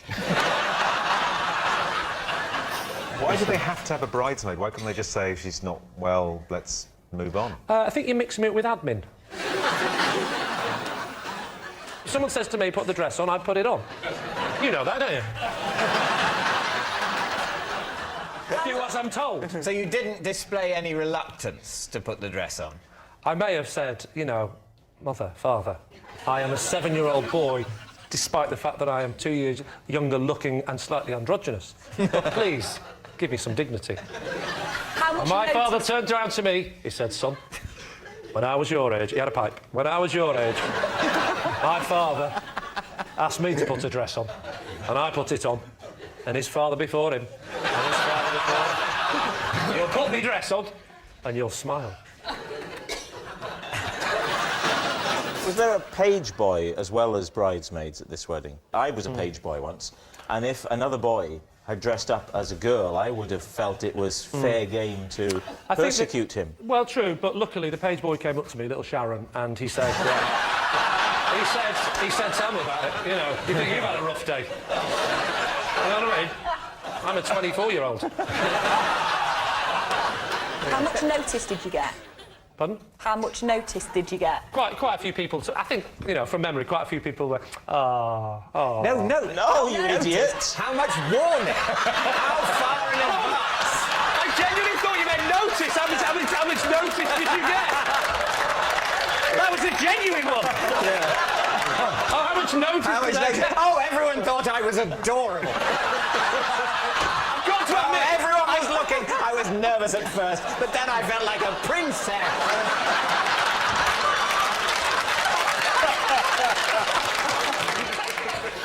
Oh, I see. How much in advance did they tell me? Yeah, how much notice? How much notice did I get? You know what? That would be embarrassing if this was on television, wouldn't it?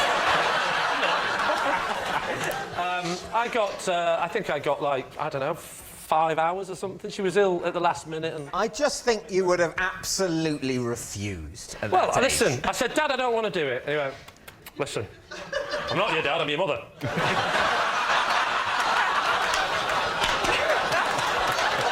And I'm sick of you constantly calling me Dad. The other one, that's your dad. How long did you have to keep the dress on? At what point in the proceedings? I mean, did you have to wear it right through to the disco and, you know... My dad said you'll keep it on till the music starts. Da, da, da, da, da, da, because unfortunately the cabaret act had cancelled because of illness. So what are you thinking, David? Does that sound at all plausible to you? What do you think, Izzy? I really want it to be true. Well, I'd say true. I actually think it could genuinely be the biggest load of drivel I've ever heard. It can't be true. I don't think it's true. Lie. Okay. Yeah. Lie. Conclusively, it's a lie. Lee, truth or lie? It's a lie. Yes, it's a lie.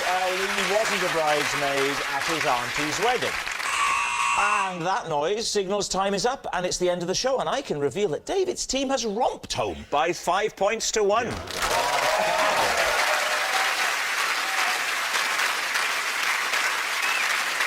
But it's not just a team game, and my individual liar of the week this week is Stephen Mangan. Yes, Stephen Mangan. Today's is hardly a surprising victory, as when it comes to lying through his teeth, Stephen has more to work with than most. Good night. Don't go anywhere. Have I Got News for You is next, and Joe Brand is in the hosting seat. Then Lee Mack's back, and thankfully not in a bridesmaid's dress. Jealousy tactics in Not Going Out at 9:30. While later, Dwayne The Rock Johnson and Lord Sugar on the Graham Norton Show at 25 to 11.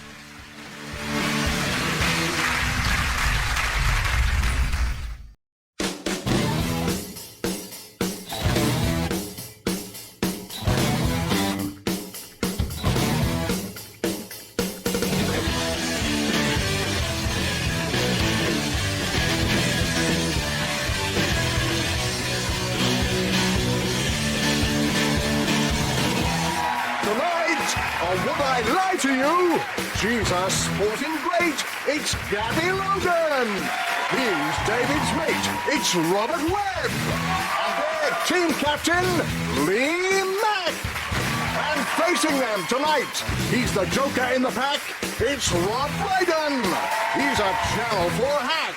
It's Krishna and Dora Murphy. And their team captain, David Mitchell.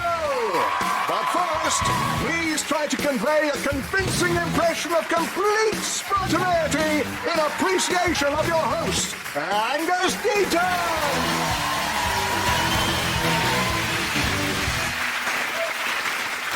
Good evening and welcome to Would I Lie to You? A question to which the answer is, of course I would. This is the BBC. If you look at the definition of lie online, it says it's a type of deception in the form of an untruthful statement, which is pretty rich coming from Wikipedia. And estimates say that everyone lies on average twice a day, so I guess there must be a fair few people out there who aren't lying at all for Gordon Brown to be able to fit in all of his.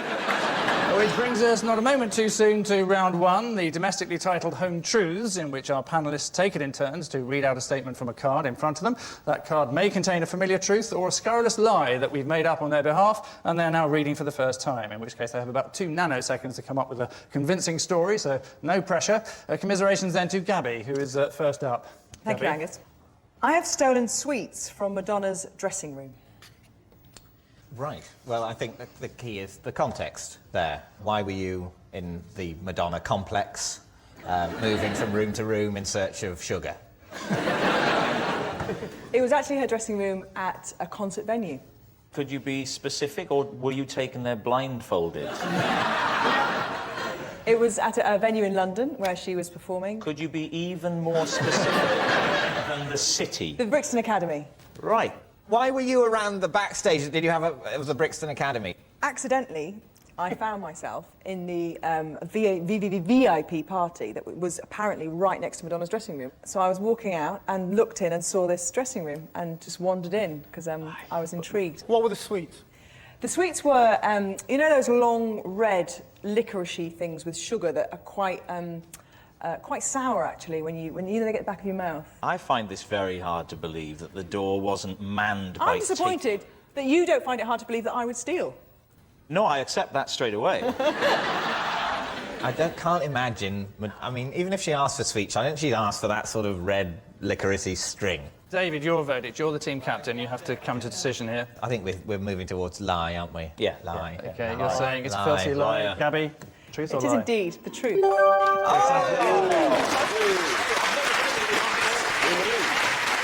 It is true, Gabby did steal sweets from Madonna's dressing room. Seems only fair. Madonna helped herself to a child from Malawi. Rob, your home truth, if you would. Right. I once simultaneously worked as both the DJ and the newsreader on local radio, using a different accent for each job. I really hope this is true. What were the 2 accents? When I was a DJ, I used to... I was younger, so I had kind of a higher voice, and I used to kind of talk a little bit like that and say, thanks very much. The newsreader, I would talk a bit more like that. So that's not the accent, that's just the tone. That's the tone, yeah, the pitch. Well, if you'd let me finish. I had a slightly Welsh tone to the newsreader, because I am Welsh, and I would sort of give it more of a sort of Anthony Hopkins, sort of, in other news coming in at the moment, there's been a horrific pile-up on the M4 motorway, ambulances are on their way there right now. I would just do it more slowly, give it a slight more Welsh lilt. Did you ever have any banter between yourselves? Oh, I never did, no. What's the station again? BBC Radio Wales. Was this a time of great cutbacks at BBC Radio Wales? Why couldn't they It's always a time of great cutbacks at Radio Wales. They couldn't afford a newsreader. Are they very expensive, Kristen? Newsreaders? I mean... I love the idea of Krishnan doing that on television as well, just getting a wig on and running over to the weather. The first time it happened was sort of accident. It was when the newsreader didn't come in. It was a very early show. It was the 6:30 in the morning to 7:30. And the newsreader, one time, when there was snow, didn't come. And they said, will you read the news? And I did it for a laugh, did it in a different voice after the jingle, which is not what they were saying, and then just kind of stuck with it. Did you read the sport? No, there was a sports guy called David Cartwright. Interesting they didn't give him the news job. We've already established, Gabby, that you are little better than a thief. So... For you to sit there taking the moral high ground when I stepped in to save a colleague who got stuck and couldn't make it in, frankly, is a bit rich, and I expect more support from a team captain than I'm getting at the moment. I'm getting nothing from this fella who's sitting here reading my thoughts, going, I wonder what he's thinking right now. I can't imagine. Where are you, big fella? Because frankly, David, now would be a good time to join in. I know it's harder and harder to get impressions on the television, but this isn't the place. I'm totally behind. I would just like to publicly say how plausible I think everything that you've said is. It's exactly what I'd have done in your position. So, Lee, you're going to have to come to a decision of some sort. I thought that was an assured performance, and I wish it were true, but I don't think it's true because that would be silly. Yeah. What do you think, Gabby? I think it's a lie. Robert? I think it's a lie. OK, we think that's a lie. They're saying a lie. They are saying it's a lie, so fact, the truth, please. It's a lie. It is a lie, well done. Well deduced. It is a lie. Rob did not simultaneously work as the DJ and the newsreader on local radio. To be a local radio DJ, you have to have enthusiasm, poise, and the belief in your heart of hearts that Slough actually matters. Next up, it's Robert's turn to astonish us. My nickname at school was Mr. Custard.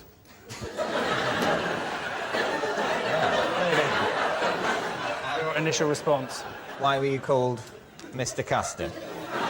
Can I just check? You two didn't go to school together, did you? No, it's not quite carry that on. sick. But it happened because of this. Because I was very sick once on some custard because I was at school. On some custard? On some custard. Right. Well, the custard made me sick, but there was some custard left, so I suppose, yes, David, I was sick on some custard. You were sick custard on custard? Yes, exactly. Right. Custard he mixed... sees custard, he sticks custard on it. That was the thing. That was the Mr. system. Custard. That was He'll the system. custardise any custard. custard.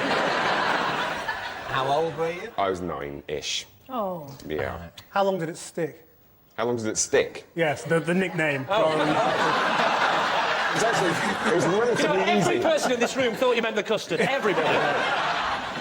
For a couple of years, and then I changed school, luckily. So, and then I cleverly didn't tell the new people. I sort of feel that people say children can be very cruel. And actually, wouldn't they focus more on the whole pukey, vomity element rather than the custom call you Mr. Sick or Mr. Puke, Mr. But if he was as charming at school as he is now, then I think they would focus on the custard. That's why I'm now coming around to believing his story. I'm both moved and delighted. I'm kind of with you on that it's not quite cruel enough as a nickname. So therefore, you're thinking... therefore, I'm thinking lie. I would go with that. I'll go with the consensus and say lie. OK, team captain is saying it's a lie, so, Robert, time to confess. It's a lie. It is a lie, well done. And so we descend lead balloon-like into round 2, the Ring of Truth, where I read out some extraordinary celebrity facts, and the panellists' mission, should they choose to accept it, is to establish the truth or otherwise of that fact. Lee's team have these words of wisdom to enjoy. Some games magnificent, some other not so good, and you know, omelets, eggs. You haven't got any eggs at the moment.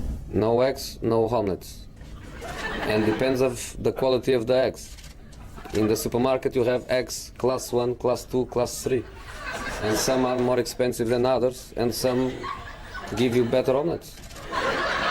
So when the class 1 eggs, you know, are in Waitrose and you cannot go there, you have a problem. I like it that, you know, he's launched fearlessly into this extended egg metaphor in a second language. And he's a football manager, not the most chatty, eloquent guy usually most of the time. And he's kind of doing it, and then towards the end, he starts to slightly smile, and it's like, yeah, sometimes I even amaze myself. I mean, you get the sound of those slightly arse-licky sports journalists starting to chuckling along, going, oh, Jose's off on one again. Oh, I love it when he goes off on one. Oh, he's brilliant. What a character. What a boring twat.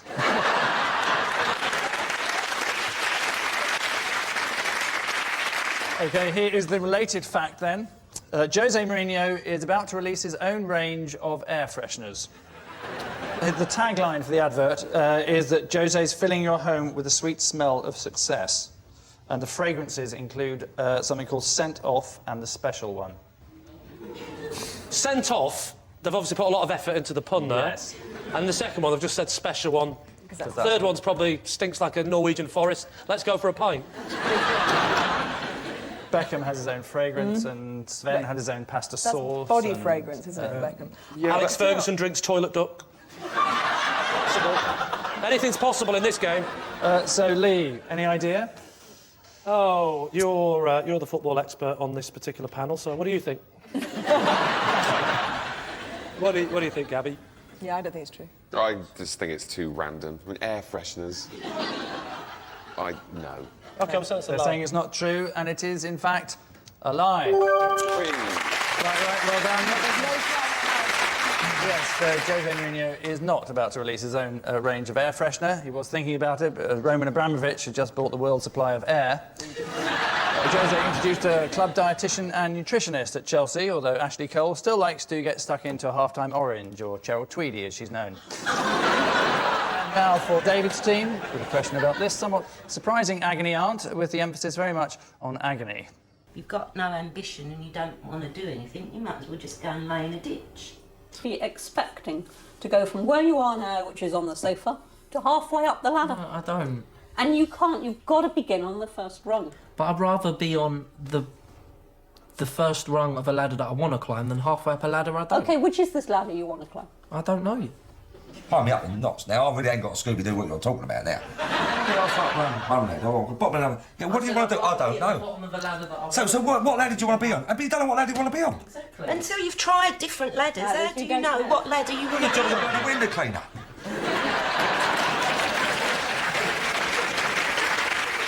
The slight flaw in that programme is the message that if you work really hard, you can end up like an insane woman with lopsided tits and a crash helmet hairdo. Here's your related fact. Anne Widdecombe relaxes by listening to an LP of lion and tiger noises from the jungle. Is that true, David's team? Well, I mean, definitely the possibility exists. I would sort of like to say, in defence of Anne Widdecombe, that the thing that's bad about her is all of her horrible views, not the fact that she's ugly. You know, is that the best thing we can say about this woman who's sort of voted against gay rights and horribly wanted to get into power and make us do horrible things? This evil person. And the only thing we can find to say about her is she doesn't look great. It is a bit like insulting Hitler because you don't like his moustache length, isn't it? Right. Or his hairdo. Or his hairdo, exactly. Which David didn't want to mention the hairdo, I think, really. I mean, I don't want to help your team, but the key words you want to be looking out for those is the LP bit. I mean, there's something about the idea of being on an LP and going... She would have a gramophone. I think that makes...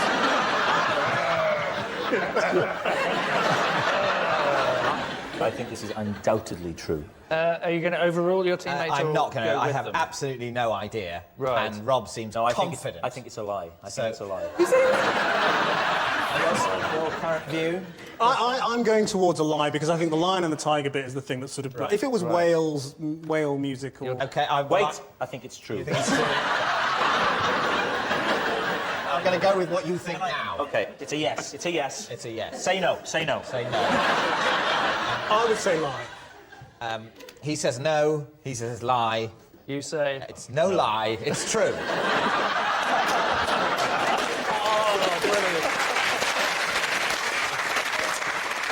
Which is the right answer?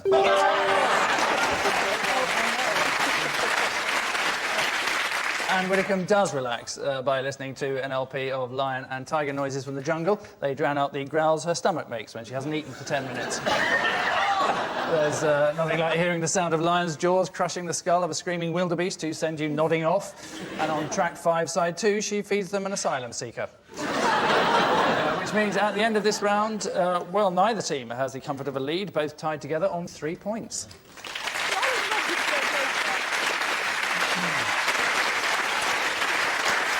Our next round is the inadequately titled This Is My. Lee's team will each claim to have a connection with tonight's mystery guest, but only one of them will be telling the truth. It's then up to David's team to spot the saint amongst the sinners. So please welcome this week's special guest person, Viva.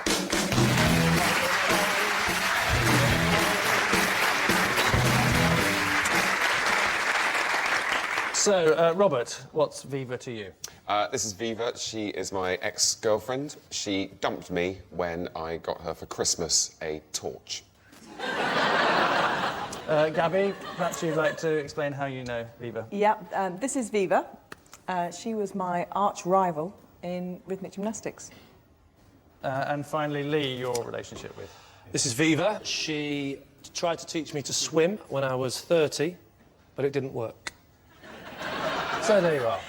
A former partner to Robert, a rival gymnast to Gabby, or Lee's unsuccessful swimming coach. Who do you want to start with? What are rhythmic gymnastics? Rhythmic gymnasts use ribbons, hoops, balls, clubs, ropes. So not proper gymnastics, then? It's a form of gymnastics which it has its own beauty. And at what level did you compete? We competed at international level. And you're still friends with her now? Yeah, we know each other, yeah. When did you last see her? Oh, a few months ago. Where? Just around the corner. Where? Just... What, in the street? Where? Just in Where? In London. Where? At a gym? Where, sorry, I got this. Where in London? Where in London did you see her? I saw her in a restaurant in West London. Which restaurant? She's lying. Next.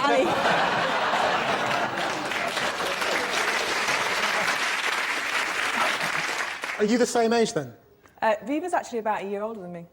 Yeah.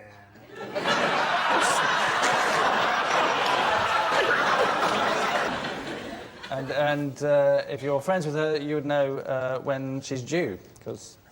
Is she pregnant? Because I didn't like to say. I thought you just let yourself go. So you can't swim, Lee? Well, I couldn't swim when I was 30. I mean, how old are you now? I'm 39. 39. But I think you can say if she's been trying to teach you to swim for 9 years. No, and you she still hasn't been can't. trying to teach me to swim for 9 years. She tried to teach me to swim when I was 30, and she failed. Where did you have your lessons? In my hometown of Southport. I reckon he's lived in London for more than 9 years. He wouldn't have been in Southport 9 years ago, so he How do you know how long I've lived in London? Because, of course, you've been on the circuit, you've been around for a long time. Believe it or not, you can live up north and still be on the telly. No, you can't. No, you can't. No, you can't. We've got this thing that's just come up north called The Car, and it's brilliant! Why at age 30, what was it that made you think, I really ought to learn to swim? It's a good question, and I can answer that very simply. I moved to Brighton, and I lived in a flat that overlooked the sea. So hang on, so you moved to Brighton and you travelled to Southport to have your swimming lessons? Thank you, sir! You're done! You're done!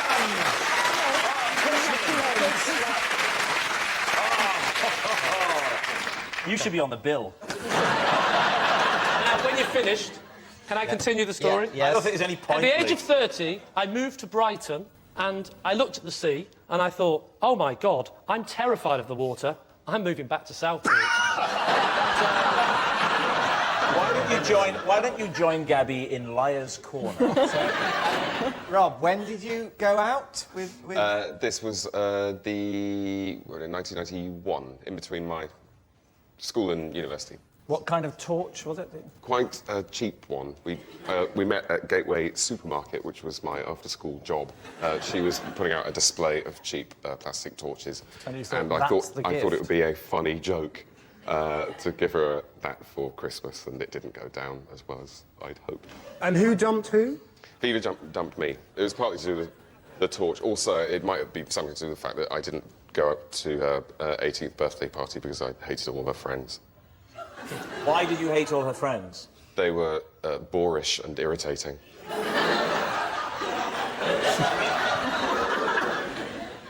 What did you learn from the relationship? What did you take away? To try and form relationships with people that are based on more than just sex and drinking.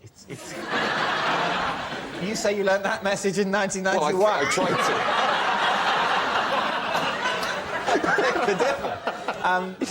OK. It's definitely Robert, because of the way that Viva is reacting when Robert is speaking. She's kind of going, oh, that idiot. So I think Robert is telling the truth. Can I also say that for a pregnant woman, those boots are ill-advised. You say so? Back support, my love. You're making problems but she was for a later gymnast, you see, so she's got very good core strength. She's a swimming teacher. She's not pregnant, it's a buoyancy aid.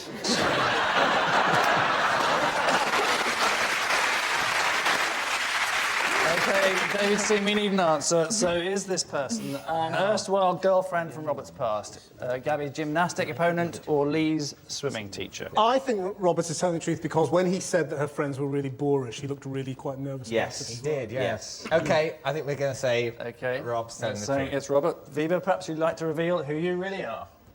I was Gabby's rival.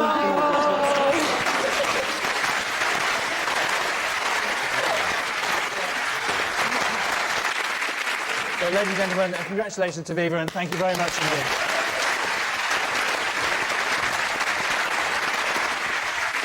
So at the end of that round, it's David's team who are showing all the fighting spirit of the French, caving in as they have 4-3.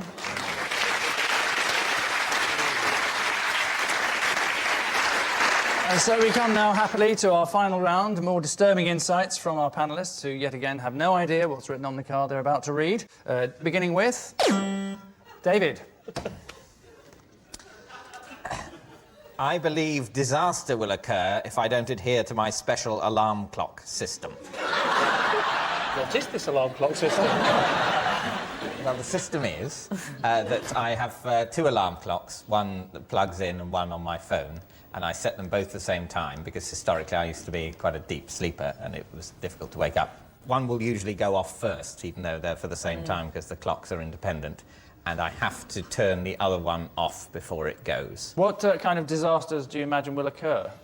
Well, I imagine I might die, basically. I imagine I might discover I've got a terminal disease, or I imagine whatever thing I'm most worried about. Are you following this? I'm totally confused. You've got 2 alarm clocks.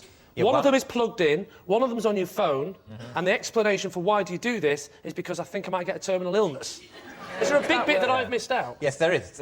All the words I said in between those parts of the story. That's why you've missed out.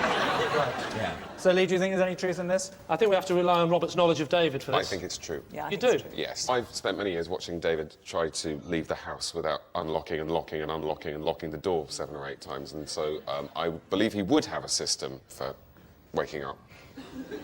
You are team captain. Definitely true, definitely true. OK, we'll go with true. You're saying it's true. OK, David, reveal all. It is, in fact, true.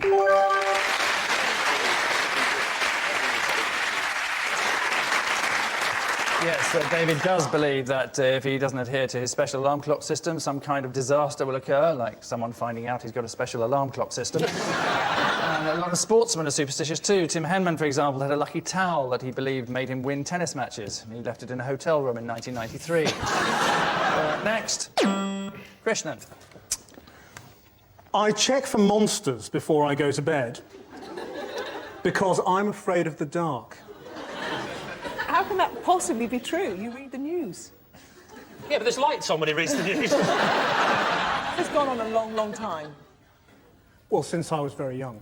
Does this happen every night? Every night before you go to bed, you check for monsters? It depends on whether I'm alone. Well, it's probably slightly embarrassing if you're not alone to check for monsters. Possibly. I'm a journalist. I travel. I'm on my own quite a lot. So talk us roughly through. You're in a hotel somewhere away from your wife. It's dark. That much we can pick. I'm in a hotel room. I'm on my own, as I generally would be in a hotel room, and I would check in the wardrobe, in the ensuite bathroom. Right. Because you never know what's in the shower. Yeah, I think you'd be pretty sure it's a pubic hair on the wall. The hotels I stay at, anyway, it's a certainty. Lee, what are you veering towards? Are we saying not true? I really don't think Unanimous? it's true. Lie. Yep. Unanimous, it's a lie. OK, they're saying it's a lie, Krishnan. Tell us the truth. It's 100% true. It is absolutely true.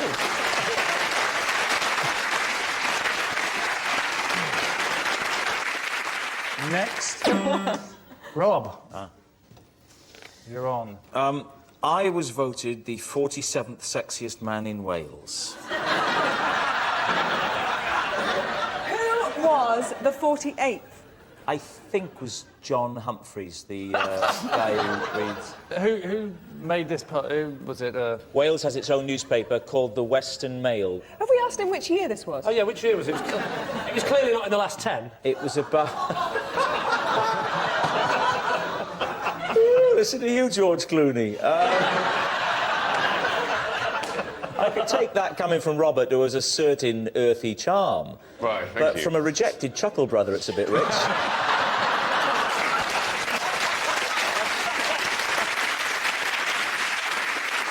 So, are you team captain? What are you saying? OK, we think that's a lie. Yeah. OK, they're saying it's a lie. Is it the truth or a lie? It's true. It's absolutely true. Yep, it's true. Rob was voted the 47th sexiest man in Wales and would have finished even higher if he hadn't got cramp in his dialing finger. Next, Robert. I was voted the 88th sexiest man in the world. By who?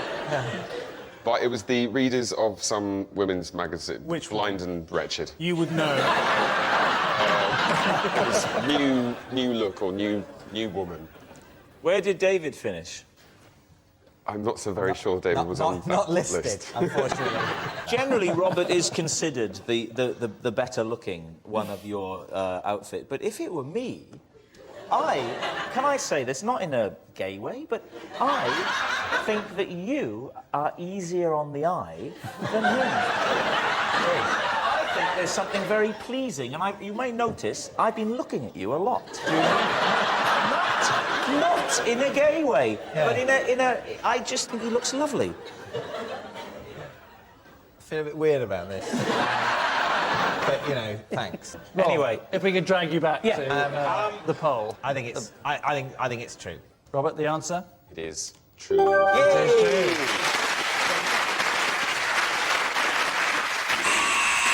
Which hyperactive buzzing sound means that at the end of tonight's contest, it's David's team who've lied their way to victory, having thrashed Lee's team 7-6.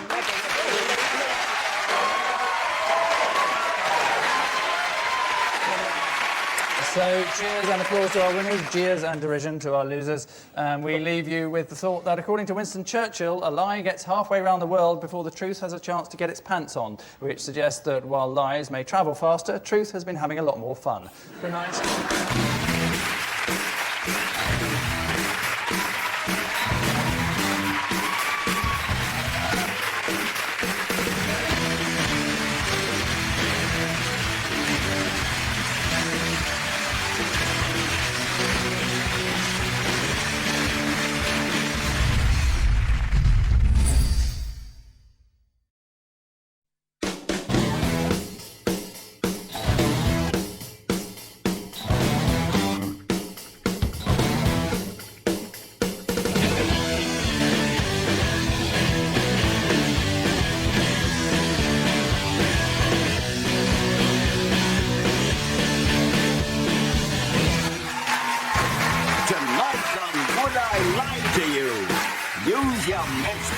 And see if she lies. It's Natalie Cassidy. She's mischievous, but can he be genius? It's John Jolly. And their team captain, it's Lee Mack. And facing them tonight, look out, it's the sharply jesting Frankie Boyle, the shrewdly investing Duncan Valentine, and their team captain, David Mitchell. But first, please throw off all pretense of restraint for your host, Angus Deaton.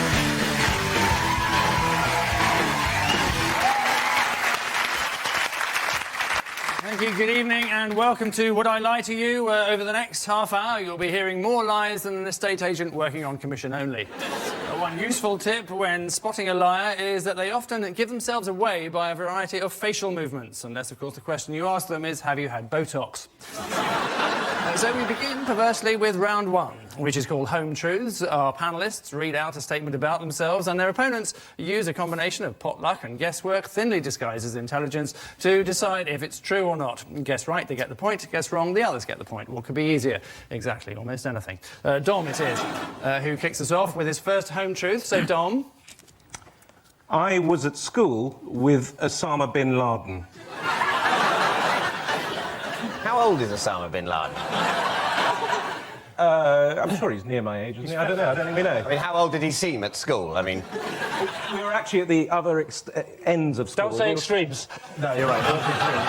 It was quite a sort of... It was from sort of 4 to 18, so it could span quite long years. Right. Yeah. What 4 to 18 school is this? It was a Christian Quaker school. Right.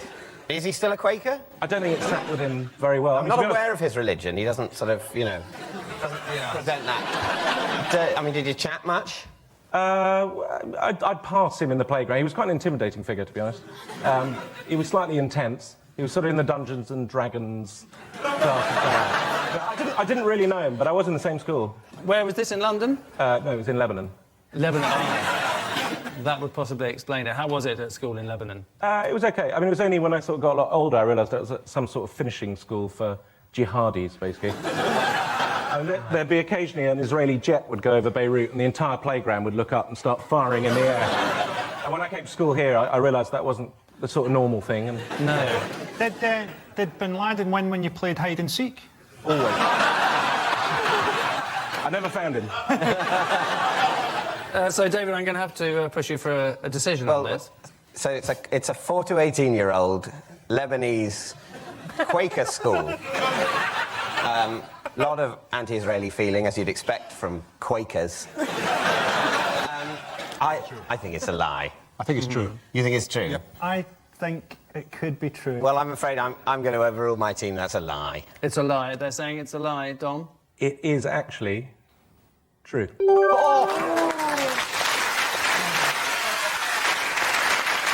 Yes, it's the truth. Dom was at school with Osama bin Laden and still remembers those happy playground games like tag, stuck in the mud and die, infidel, die. They grew up to have a lot in common, although Dom was slightly better at knowing where to draw the line with his pranks. So it's all eyes on Duncan. When I ran a large public company, I banned all my staff from buying paper clips. Why? Letters came in the post, and I'd be sitting at my desk, letters came with paper clips on them. So I took the paper clip and put them up, and I realised my pile was getting bigger. So why buy paper clips when you get more coming in the post than what you send out? I think... Nobody should ever buy a paper clip again in the whole world, ever. Polite people send the paper clips back to the person that sent them the letter. Using it. Exactly, so why do you need any more? How much money do you think you saved? I saved about £5,000. Are you trying to convince me that one of the top businessmen in the country at some point sat down with his staff, said, we've got this important letter to send, could be a big contract, could be worth a fortune, let's get it in the post, and someone said, oh, we need a paperclip, and you went, let's just wait. Yeah.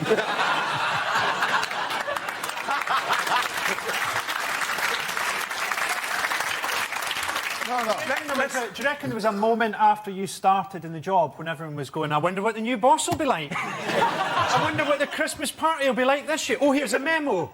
Reuse paper clips. He's a miserable bastard.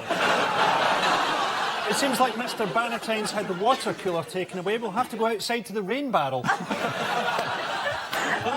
Have you changed teams? Was that the only one of these kind of money-saving devices you came up with, or did you have many? There was a lot of other money-saving devies, but they're all in my autobiography. Can I be honest with you, Duncan? Absolutely honest with you, I'm getting every other word. Try hearing it. I like that. Bit more diction. Carry on. Lee, what are you thinking about this? I have to say, the idea of saving money on paper clips is utterly ridiculous, but the accent is swinging it a little bit. A little bit more possible. Lee, I'm going to go with you. Yeah, me too. I'm going to go for true. Yeah, OK, we think that's true. Yeah. OK. Duncan, is it right? Obviously read my autobiography. It's true. It's true. It is true that Duncan did ban his staff from ordering paper clips, which appears in autobiography. I don't know if you mentioned that. So, Natalie's fascinating fact is next. Natalie? I have passed toilet roll under the cubicle wall to Madonna. Sheet by sheet or a whole roll? No, about 5 sheets. Right. Did you specify the number of sheets you wanted? I was so starstruck, I just went like that. Well, how did you... So you'd recognise her by I knew her she was in voice? the cubicle next to me. Oh, right. I knew. I was in a club on a Wednesday night. A club? It's called China Whites. It's a club where a lot of people go. It's China Whites ran out of toilet paper in the ladies. Somebody stole it. Apparently they needed it for their office. They weren't willing to buy their own. And it was Wednesday night's kind of a big night at China Whites, and Madonna was in there this night. Obviously, I didn't know, but went into the loo and everyone was going, "Oh, Madonna's there, Madonna's." And I thought, yeah, right, whatever. And then some lady said to me, which I recognised was American, said, "Excuse me, have you got any loo roll there?" And I said, "Yeah, no problem." Did that. Went out, washed my hands, and Madonna walks out. I just like the fact that during that story, you've been on EastEnders far too long, because you went, everyone was going, "Madonna's in there, Madonna's in there." Oh, Madonna's in there, Madonna's in there. EastEnders she was in, not Oliver. Oh, yeah. Thank you, David.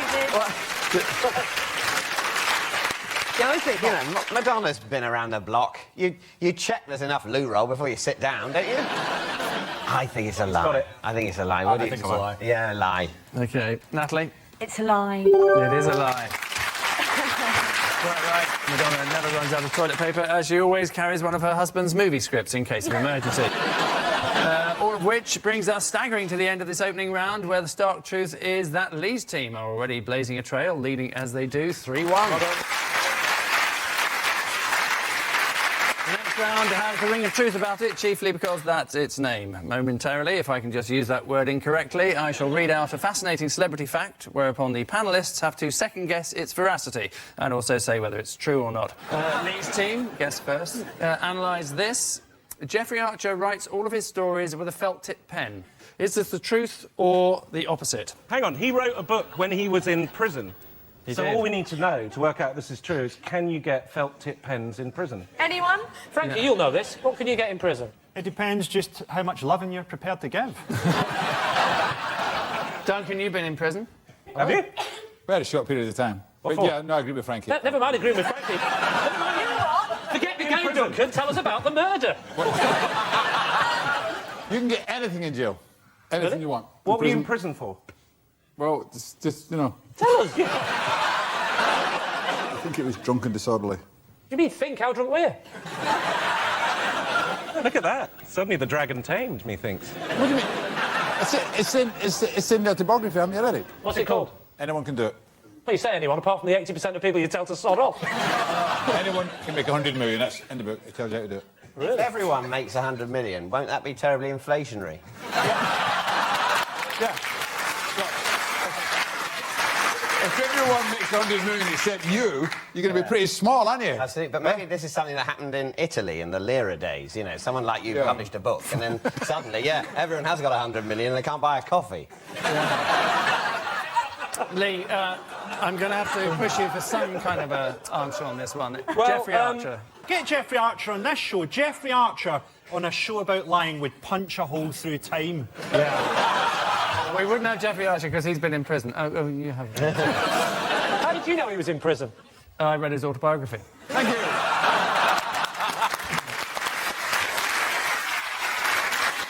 Which was spectacularly poor. OK. Just out of interest, when you finish having sex, do you say, "I'm out"? Yeah.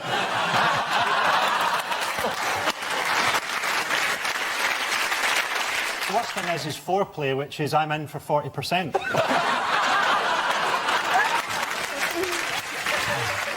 Anyway, Jeffrey. I think he does. Yes. Yeah, I think that. I Team think captain. I think he does as well. Then I think if you're saying he We're on does, a lucky streak. yeah, let's go for it. You're saying- Okay, then we'll say he does. He does, and the fact is, he does. It's completely true. This is, in fact, true. Jeffrey Archer does write all of his stories with a felt-tip pen. His first job, incidentally, was working for Oxfam, and he still has a unique connection, as they're now the main stockists of his books. David's team. Your quote comes from the great 20th century poet, essayist and raconteur Jodie Marsh. Everyone thinks I'm thick, but what they don't know is that I won nearly £6 on a Weakest Link quiz machine. If I was going to make up a lie like that, I'd reach for the stars and say a tenner. One thing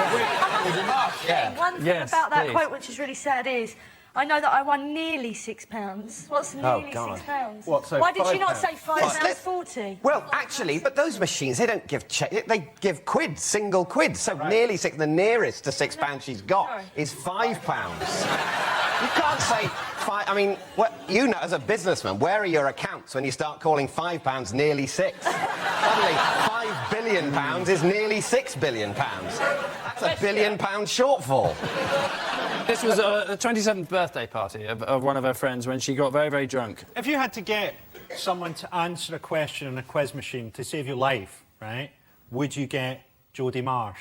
I would rather that she fell drunkenly onto the quiz machine with her face and chose the answer that way, rather than using a body of knowledge. Yeah.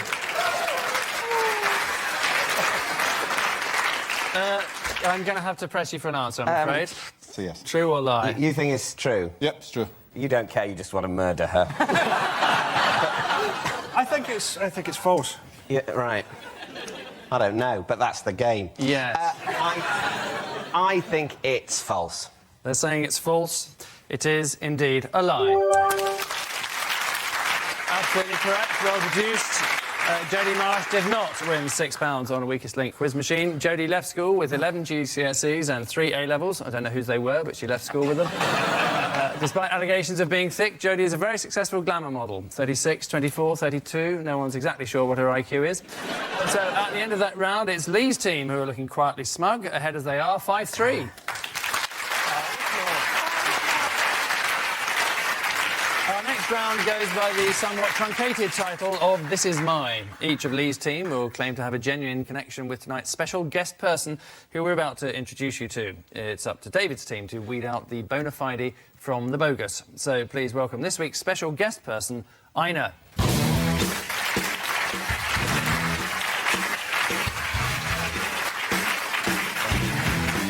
Now, Lee, perhaps you'd like to start off by telling us how you know Ina. Yes, I know Ina because she's my local newsagent, and she actually sold me a scratch card which I won £2,000 on. Natalie, what's Ina to you? Ina's worked on EastEnders for 21 years and as an extra supporting artist, and she used to run the lampshade stall. And lastly, Dom, what's Ina to you? Yasu Ina. Ina's actually my aunt, who is Greek, and she is a voice artist in Greece, and she has been the voice of Helen Mirren in the last 4 of her films that have been translated into Greek. So, it's as simple as that. A winning newsagent, according to Lee, a veteran EastEnders extra, according to Natalie, or Helen Mirren's Greek voice dub, if you believe Dom. So, David. When did you have this windfall, Lee? It was about 7 years ago. So you bought the scratch card, you know, you scratched the Well thing. done, you know how the poor people live. Carry on, David. If this is like Columbo interview. There's just one thing that's confusing me here. No, OK. Now I can't say anything remotely investigative, can I? You've essentially created a universal template of mockery. You... Not helping. OK, so you bought the scratch card, you scratched the thing off, I won £2,000. Yes, that was exactly what happened. That's what happened. I've never bought one of these things. OK. It's a tax on hope. And then you hand it over, and does she then give you the £2,000 out the till? Or that's a robbery, isn't it? That's right, yeah. But why have you kept in touch? I mean, she wasn't giving you the money. It comes from Camelot or something, you know. I mean, I've got to my newsagent still, and I still give her that friendly wink of, hey, pretty good, eh? And she still goes, lucky, lucky. So the little thing she does. She's living through you now, really, isn't she? She is, yes. What's she going to do if you get diagnosed with a terminal illness? Come in, lucky, lucky, and they say, well, we should have said that. I'm more interested in the story with Natalie. So, she is an extra in EastEnders. Yes. And she plays the lady who runs the lamp stall. Yes. Does she ever give scripts into the producers which are centred around a lighting crisis? No, not that I know of. Who knows? You haven't investigated the most likely scenario, obviously, which is her being Helen Mirren's Greek voiceover artist. Voice double. Can you speak Greek, Dom? No, I can say Epharisto and Yasu, but only from visiting her. She's married to my uncle, basically. It's very plausible, that, though. Is it? It seems incredibly unlikely. Do you know, she does have this slight sort of lack of hope of someone in EastEnders. I think there's a plausibility to that. OK, so, David, I need to press you for an answer. Is this Lee's lucky newsagent, Natalie's lampshade seller from Albert Square, or Dom's Greek thespian aunt? You both think Natalie's extra? I think they the savage, browbeaten air of an EastEnders extra hangs among us. Have you ever heard of a concept called mercy? Right, well, I haven't got a clue, so I'm going to go with the team. I'm going to say it's Natalie's colleague. OK. Ina, perhaps you'd like to tell us who you really are. Natalie's my friend, and I've been an extra for 21 years on EastEnders. Yes, indeed. 21-year-old veteran of EastEnders. Well done to Ina Clare. So a lampshade stall might be an odd thing to find in the market, but it's essential to Albert Square, since lamps can be used to electrocute people, smash them over the head, or strangle them with the flex. Sometimes all in the same episode. Telly Tales is the brilliantly alliterative title of our next round. David's team will follow up a clip from a classic TV series with an additional fantastic fact. Lee's team then declare whether the fact is either the truth or complete Piers Morgan. And tonight we bring you the delights of vintage Doctor Who, a show with the same budget as a school nativity play but with slightly lower production values. Well, here's a quick reminder of some of the Doctor's multiple incarnations. We've been asked to point out no Daleks were harmed in the making of that clip, although the actor inside has never walked again. But what is Frankie's extra piece of information, Frankie? Well, it's a little-known fact, but to avoid confusion on the set of Doctor Who when they're filming it, the medical doctor on set is called the Magician. So you think about it, there could be confusion because obviously the doctor is Tom Baker or whoever. Obviously, it's a much bigger problem on Casualty. I don't understand the confusion. Someone, an extra, say Ina, who's working on Doctor Who, has a heart attack, and someone shouts, "Is there a doctor here?" And Doctor Who, confused, says yes and does surgery until someone says, "No, no, no, no, no." I know TV people are like dim, but... If you're the person that's ill, it's going to be quite a depressing thing to hear someone shout. They sort of see what's happened to you and say, "Fetch the magician." Because that's what we're going to need. Fetch the magician or the priest. I think it's a superstition. I think that's the answer. It's like, you know, your whistling is supposed to be bad luck, break a leg. So basically, someone comes on instead of set, good luck. it's like the Macbeth thing or Hamlet thing, whatever, you're not supposed to say it, is it? Exactly that. So what happens, you're trying to convince us now, Angus, that someone would walk in and say, so is that the resident doctor? And somebody pops out of a Dalek and goes, "Oh! I'm being told about the rules and the superstitions! You idiot!" Now I've got to turn around 3 times and spit. We're not joking! Lee, could we have your answer? Yeah, sorry, what do you think that's in summary? I'm going to say it's false. I think it's false. Yeah, Dom? I think it's true now. I mean, it doesn't make sense. But it's telly, it doesn't have to make sense, so they probably agree. I'm going to have to overrule you there, Dom, and go for Natalie's decision there and say that it is, in fact... That is leadership. Not true. Frankie? It is a lie.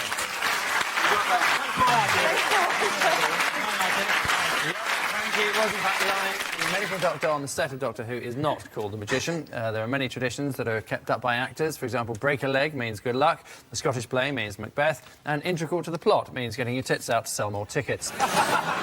So, at the end of that round, it's, well, extraordinarily, neither team has the gumption to take a lead, together as they are on 7. So to our final quickfire round, featuring some more home truths, but this time against the clock. A random flashing light will select one of our panellists, who must then read out a statement about themselves. As ever, the opposing team must then discern whether it be truth or tripe. Starting now. Lee. I have been on a camping holiday with Darren Brown. Are you sure he didn't just tell you that? Where did you go, Lee? We went to the Cotswolds, because we used to be family friends. And what age were you? I was 22. And were other members of your family there? Oh, in total, there was 4 of my family and about 3 or 4 of his. And did he put your own tent up? No. Well, that's funny enough. He just did that. I woke up and it was done. I was dressed as Elvis, so eating an onion. I was livid. How did you feel about going on a sort of weird dual family camping trip at the age of 22? Shouldn't you have been, you know, clubbing or something in Ibiza? During the trip, did at any time the two families say to you, "You boys thought of getting girlfriends?" David, is Lee to be believed or is he not? I think it's the sort of weird thing that would happen. I think it's probably true. No, he's I lying. don't know, it makes it my call. I hate that. It's all down to you. I don't think it's true. OK. Is it true or a lie, Lee? It's a lie. Yes. Next. David. Aged 5, I wrote to Play School to suggest how the BBC should resolve their union conflict. Can I just say, this needs no discussion. True. True. Yeah, what was the union conflict? Remember the clock in Play School? I do, yeah. And it had sort of things underneath it that would revolve. Yeah. And at some point, the things underneath stopped revolving. And apparently this was a result, my parents told me, of some sort of union dispute. Did you sign off, David, age 5? I don't really remember. I think I probably put my surname. I was a formal little thing. So what are your thoughts? Let's face it, if anyone here did write a letter at 5 to the BBC about unions, my money would be on him, so... I would say... True. Oh, yes, true now. OK, they're saying true. So is it the truth or a lie, David? It is true. It is, of course. Yes, it's actually true. David did write to Play School when he was 5 to suggest how the BBC should resolve their union conflict. He was the first 5-year-old to use the word scab when not referring to his knees. Next. Dom. Ooh. For 6 months, I worked as Trevor McDonald's driver. Well, how did you get into that? I was trying to get into the sort of world of news, and that was a way in. How did that go? It was very good. I was a producer at ITN for 3 years. Really? Till I changed my tack and started dressing as a squirrel. Being his driver was a stepping stone to being a producer? No, it was a stepping stone to getting into a corporation like ITN, which I did. Right. I can't see them going, oh, we need a new producer. We need to get a new angle on the whole Serbian conflict. Well, I've got a driver. Can I just say, I didn't go straight from being his driver to being a producer. There was a more sort of formal ladder once I'd got in. OK. David, what is your final thought about... What do you think? It seems to me he's probably telling the truth. It's probably the sort of creepy arse-licking way you can get a job in show business. No, it's absolutely lie. Here I am again. I think it's a lie. You're saying it's a lie? Yeah. OK, Dom. It is. Divulge the truth. A lie. It's a lie.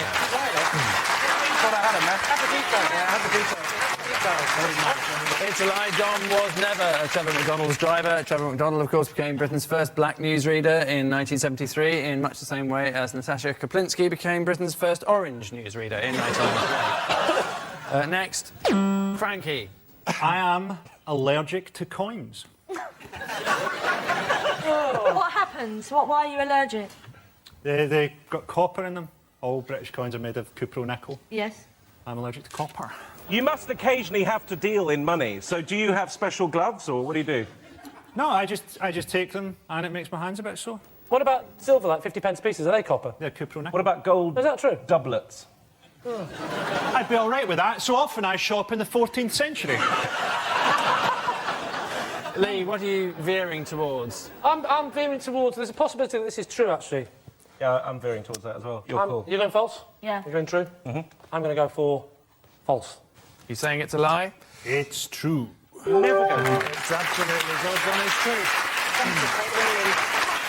Frankie was telling the truth. He is allergic to coins, so he's going to be doubly disappointed when he receives his payment for this show. Next. David. I fainted in the cinema during Kill Bill. Oh, yeah. What stage of the film did you faint at? It was odd. It was the bit where, you know, she's sort of paralysed. And it was when she's sort of trying to drag herself out of this place. But it was the whole... I'm quite squeamish. And Just it was out the of whole interest... desperately being paralysed, trying to drag yourself out of a kind of hospital facility where people might kill you. That really got to me, and things started to blacked out. David has never... He hasn't seen Kill Bill. Yeah, I agree. I'm telling you now, he hasn't gone to the cinema and gone, oh, I'm going to watch Kill Bill. Yeah. No way. I can't imagine any moment in his life where it would make him think, yeah, I'm going to go and see Kill Bill. Absolutely. Lee. Go on, then it's a lie. It They is say it's a lie. a lie. It is a lie. Well done. But I have actually seen Kill Bill, and it's interesting that I'm feeling some sort of fusty antiquarian. Oh, he wouldn't go to the cinema. He'd only go and see silent films. No, I have seen Kill Bill. I just managed to remain conscious throughout. The fainting, you could believe. Just going to see Kill Bill. He wouldn't know how to buy a ticket, the love. I don't know where we got that idea from. He'd probably try and get a banker's draft. Which, frankly, irritating noise means at the end of our final round, well, we have no victors whatsoever because both teams are neck and neck on 11.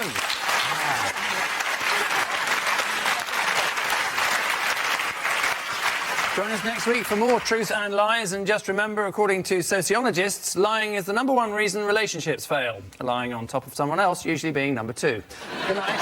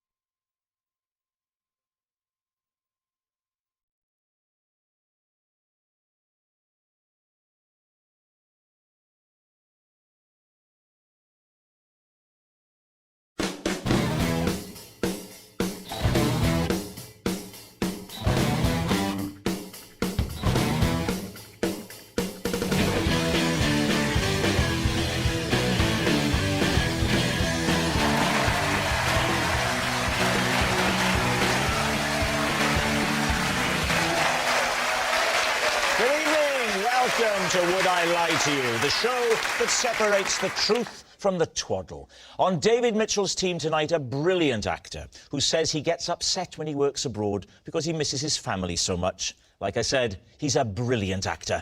It's John Sim. And a sports presenter who's been described as the female Gary Lineker, although she doesn't have big ears or stink of crisps. It's Gabby Logan. And on Lee Mack's team tonight, she's the host of a Sunday morning show on Radio 2, which I find is the perfect listen for when I've just got in from clubbing. It's Angela Scanlon.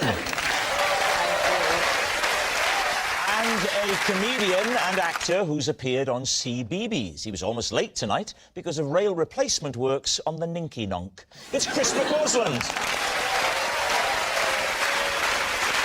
We begin, as always, with round 1, Home Truths, where our panellists read out a statement from the card in front of them. To make things harder, they've never seen the card before. They've no idea what they'll be faced with. And it's up to the opposing team to sort the fact from the fiction. Chris, you're first tonight. OK, they offered me this in Braille, but as blind people go, I'm pretty rubbish and I can't read any of that nonsense. So, Lee, will you please do me the honours and read what is on that card? I certainly will. For a whole month, I thought my neighbour was ignoring me, and he thought I was ignoring him, until he found out I was blind, and I found out he was deaf.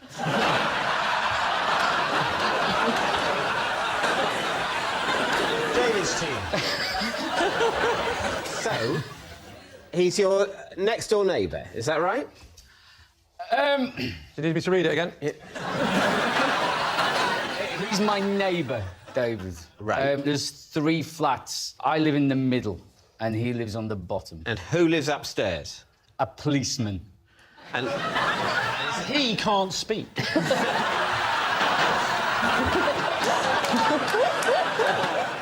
So you thought he was being standoffish? I thought he was being the rudest person that I've ever met. I was there, for example, on the day that he moved in, and I said hello to him, and he completely ignored me. Maybe he didn't. Maybe he went... Well, I don't know what you're doing, and...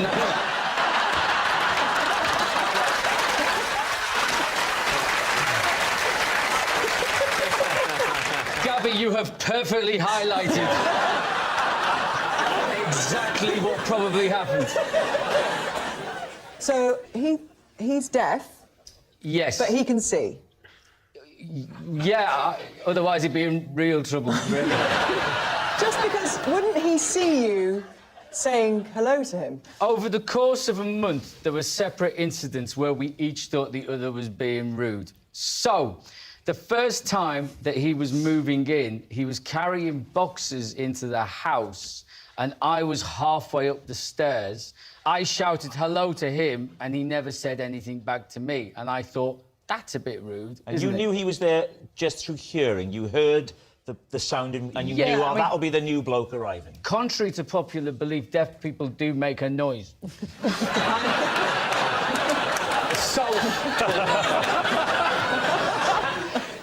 But other occasions, I would be outside, like, doing something with the car.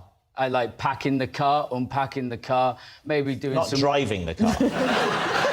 No, my wife has to do that for entirely legal reasons, Rob. I reckon I could probably do the motorways if they had them things off the bowling alley down the side. A number of times, he'd come back to the flat and he'd, like, waved and smiled at me and I'd not known he was there and completely blanked him. And then I'd heard him walk past and I'd shouted hello to him, but I was talking to his back then and he never answered me. And this went on for quite a while, really. How did it resolve itself? Did the policeman intervene and sort? I called the police and he came down. And then I had a hunch he must be deaf. I guessed that was the only possible, plausible option. I'm exactly like that with my audiences when they're not laughing. I actually bumped into his mum, who was visiting, and I said, like, he's deaf, isn't he? And she said, yeah. That's a bold opening gambit. We have each other's mobile numbers now, and so we're able to Hang on, send... let me think about this for a second. How does he answer the phone? We have text messages, Lee. Right, you know the next question, don't you?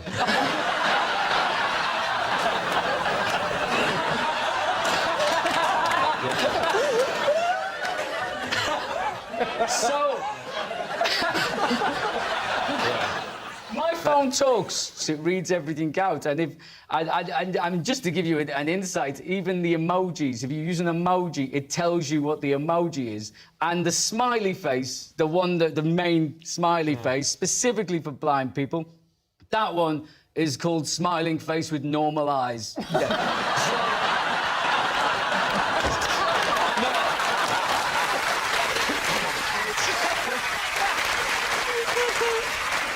I don't know if I'm expected to use the smiling face with sunglasses, but... It turns out as well, which took me by surprise, that he's Australian, which you associated with the accent, don't you? But, like, he's just Australian in his head. OK,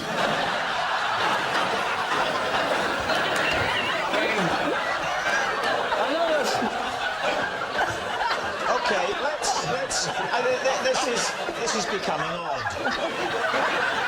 I mean, if any of this is offensive, they don't have to put it on the subtitles.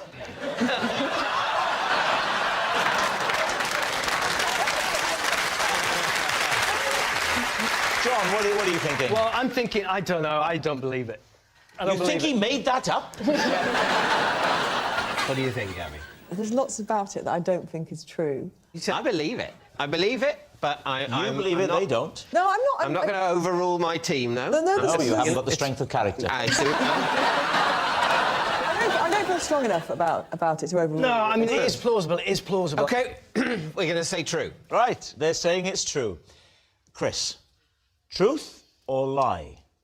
It is 100% true.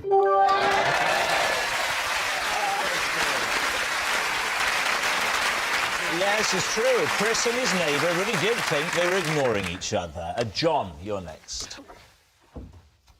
I once stripped naked, then accidentally climbed into bed with my father-in-law. Please, team. Were you drunk? Yes. Was it his bed or was it a spare bed in your house? It was our bedroom in our house, and they'd been babysitting. And so I noticed another presence in the bed, which I assumed to be my wife. Yeah? And Well, so lovely thing to say about your wife. Well, sorry, love, it's just that you look like, you know, your dad. It was dark. It was dark. she'd gone to bed before me, and she said, watching telly, you know... What were you watching, just out of interest? I can't remember that. What time was it? 4 o'clock in the morning. 4 o'clock in the morning, probably repeats of this on Dave. So this is your bed. Where were you then? Were on sofas downstairs? No, we were in the spare room. Oh, that's lovely. You've given up your superior bed. Yes. For the in-laws. Yeah. Lee, what do you do when your in-laws come round? I make up a really lovely, lovely bed with lovely silk sheets and a lovely thing and put that in the shed.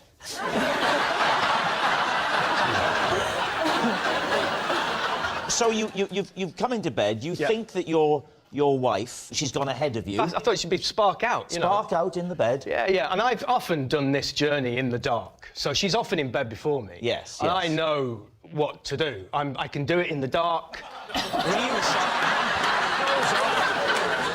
Whip the clothes off, round the side of the bed, leap in, give her a snuggle. Oh, did you give her a snuggle? I went to give her a snuggle. Oh, no, naked? Naked.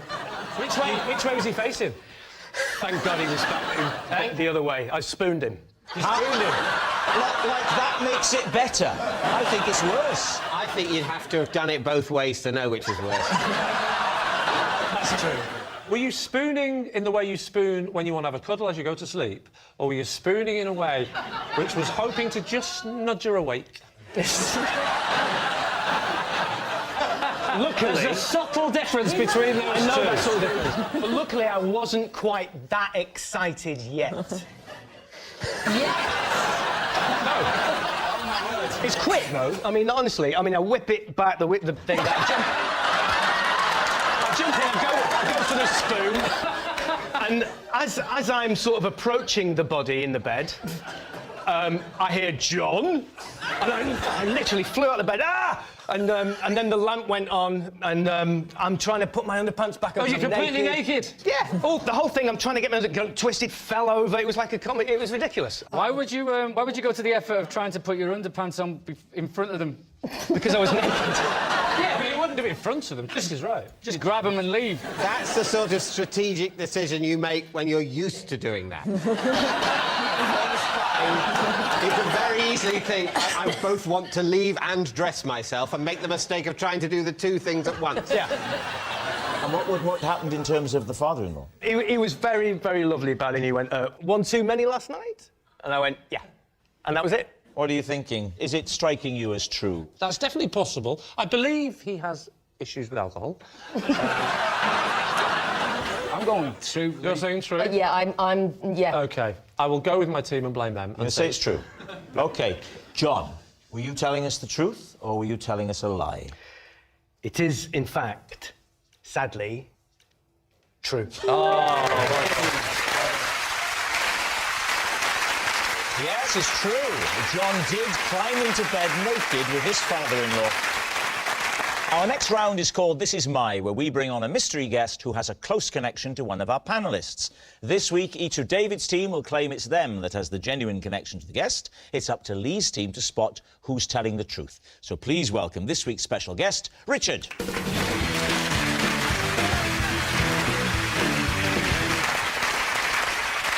So, John, what is Richard to you? This is Richard. He's the stunt horse rider who galloped me through a moonlit forest so I wouldn't miss the Man United Bolton game. Gabby, how do you know Richard? This is Richard. He is the flight attendant who persuaded me I wasn't dying, but I had trapped wind.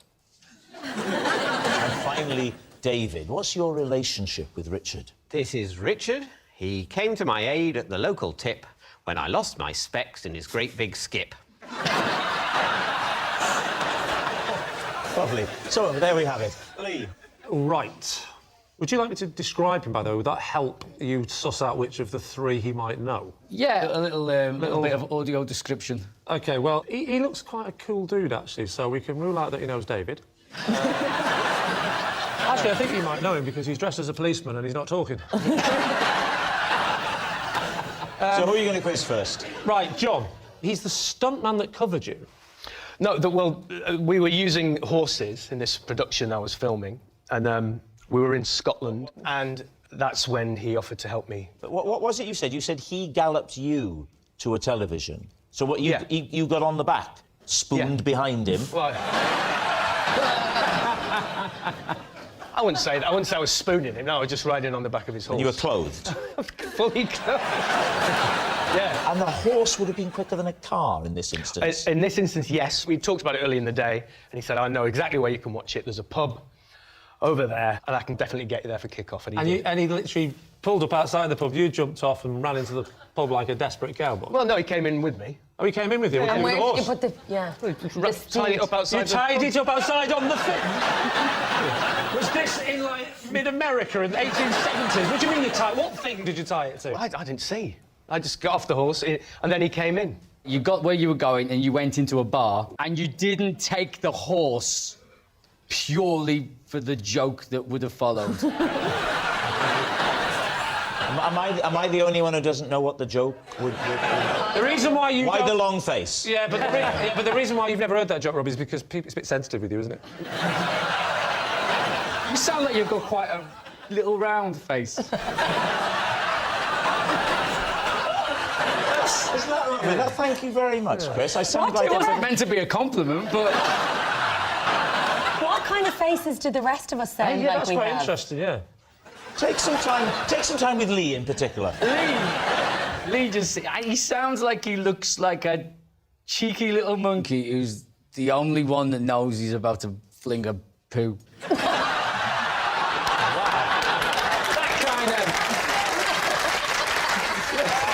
Please, can I use that on my posters for the next tour? David. Oh, David! From voice alone. He sounds like he looks like a Toby jug of a duck.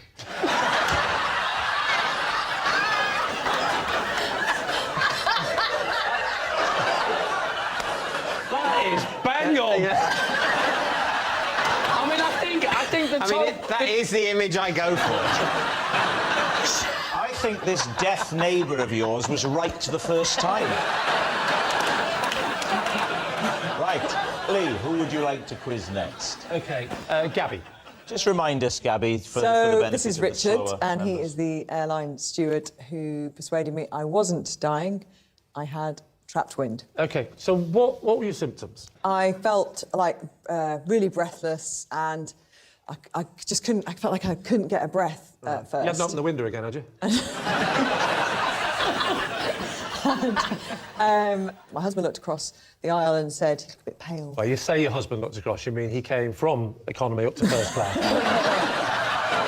He said, "You look a bit pale," and I said, I can't get any breath, and I felt really, really uncomfortable. Where were you going to? We were going home. From? Well, that helps us. We were going home. We were going from Gibraltar. Quite close to home at this point? No, quite early on in the flight, about 10, 15 minutes into the flight, I started to feel a bit dodgy. Anyway, then, lo and behold, Richard came down and he said, "You all right?" I said, "I'm really not feeling great, actually." He said, "Come up here," and brought me up into the galley. Yeah. And then, well, I heard him talking to the captain, and then I heard the word doctor being mentioned, and I heard the words... Oh, my God, what do you mean you heard the word doctor? Because that could be quite scary if he said, listen, pilot, we need a... I'm not a pilot, actually, I'm a doctor. That would have released the wind. I thought I was dying. I thought I'd ruptured my appendix or something like that. And what kind of things did he say to calm you down? I think he said, well, if we do go down in the sea, don't worry, you're full of wind, you'll float for longer. Well, at some point... Chilled her out. At some point, he kind of knelt down in his very caring way and said, there is a possibility this could be trapped wind, which filled me with horror. Because it was just going to all come out at some point, and that's embarrassing. Yeah, but better than dying. So then he just went one step further, and he said to me, "If we lower the plane, there's a good chance..." Well, so your internal pressure would be less? So he said, "There's a good chance it could come out, but I've got to warn you..." Whoa. Would that work? Does the science add up there that you're more likely to release wind? At this point... By that logic, everyone will be farting on takeoff.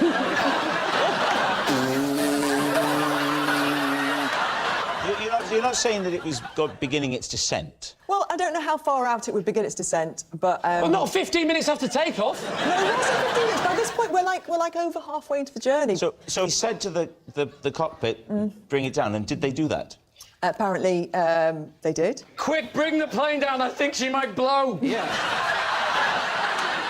So what happens? They bring it down, and what was the effect on you? Well, within a few seconds, minutes maybe, a tiny little burp came out of my mouth. Of your mouth? Of your mouth? Yes. And I thought, that's it.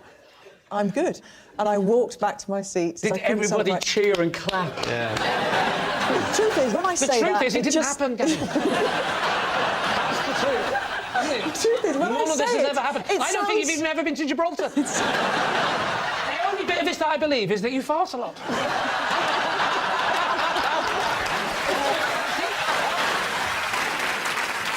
What about David? Remind us of your claim. This is Richard. He came to my aid at the local tip when I lost my specs in his great big skip.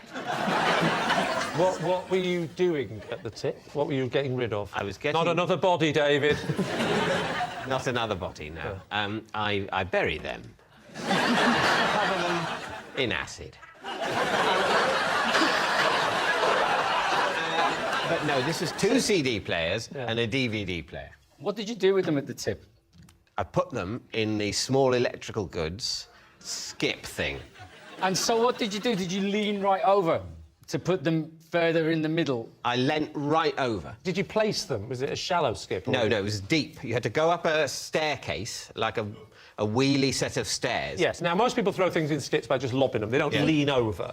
And I'm trying to work out... Stairs and then lean over, no? Yeah, the up the stairs thing, I'm not quite... I mean, how tall was this skip? Why didn't you just throw them in? It was about a foot high, but I thought it would be fun to climb a staircase.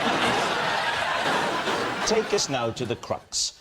The losing of the glasses. The losing of the glasses. OK, so I'm throw the things in, the skip, and they make a crashing sound, and I lean in to peer to see what I, in my mightiness, have wrought.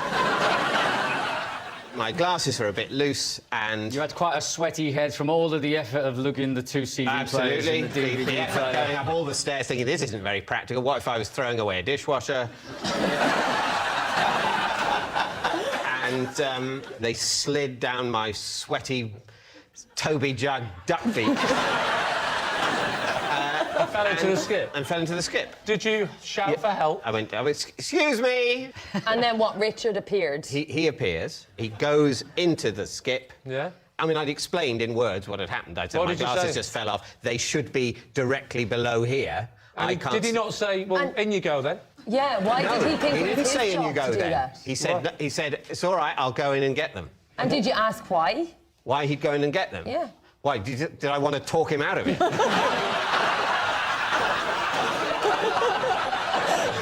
So he'd come over and you'd said, could you go and get my glasses? I quacked, he gave me some bread. I said, actually, that's not good for me, I need seed. Never ever say that to a stranger at the tip. So, did you get the glasses?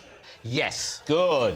Right, we need an answer. So, Lee's team. Is Richard John's horseback hero, Gabby's steward saviour, or David's rubbish rescuer? Oh, tricky. Really tricky. Chris. I can't go with Gabby myself. I don't know. Like, trapped wind is very painful. What about David? If anybody's going to the tip to do the physical work, it's Mrs. Mitchell, isn't it? So who are you thinking, John? Well, we were chatting earlier in the green room, and he told me he was a Man United fan. OK. OK, so, what are you going to say, Lee? We'll go John. You're going John. OK. Richard, would you please reveal your true identity? I'm Richard, and I am the flight attendant that helped Gabby.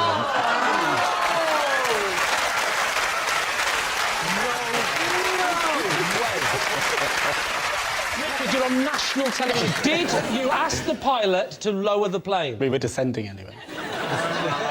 Yes, Richard is Gabby's steward saviour. Thank you very much, Richard. Which Which brings us to our final round, quickfire lies. And we start with... It's Angela. I once chatted to an old man because I felt sorry for him, only to find out later he was a global megastar.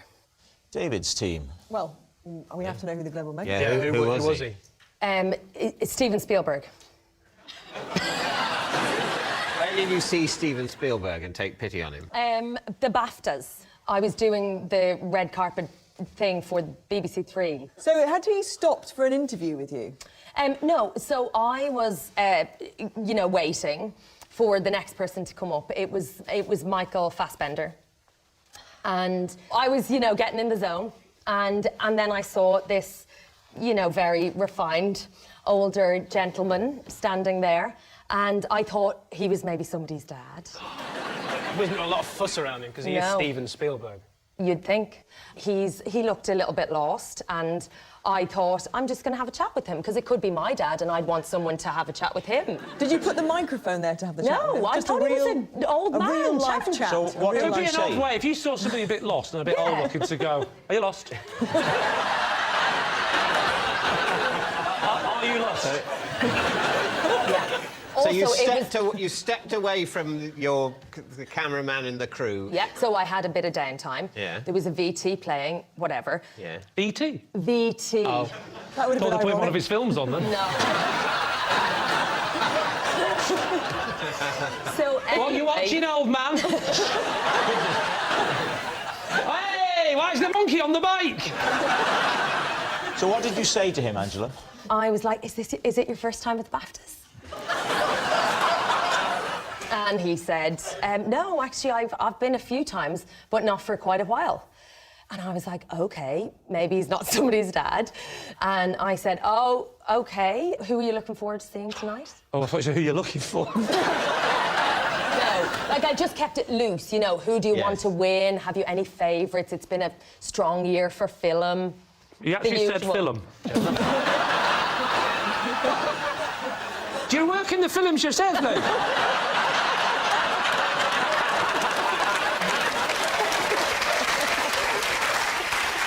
How did it conclude? And then I could feel the cameras coming towards us. And they were like, interview him. Is that the idea? No. Well, as in, I just kept going. Because you saw the cameras?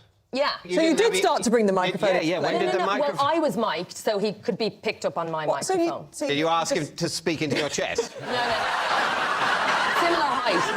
So why did you not think to use the handheld then? Well, it would be a bit awkward if then I'm like, oh, he must be someone, can I have the microphone, and keep talking to him. Well, you must have known that he was someone. Yeah, obviously, prominent. but I can't ask him. Would be a great last question in an interview. And just to sum up, who are you?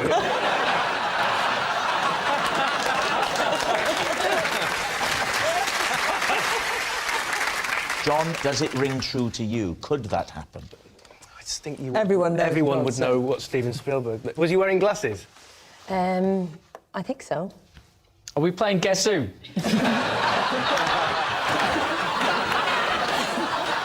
I can't believe that the whole time you were chatting, nobody went past and said, hey, Steve, how you doing? You know, and that maybe rang a bell. But they thought we were having an interview, I suppose. And But it you would didn't be have a bit weird. microphone or a camera, so why do they think that? You are obsessed with this microphone, Gabby. She is not pitch-side with Dion Dublin. It's not important. So what are you thinking then? David, what about you? We're going to go lie. You're saying it's a lie. I'm saying it's a lie. Angela, Steven Spielberg on the red carpet. Truth or lie? He's a lovely man.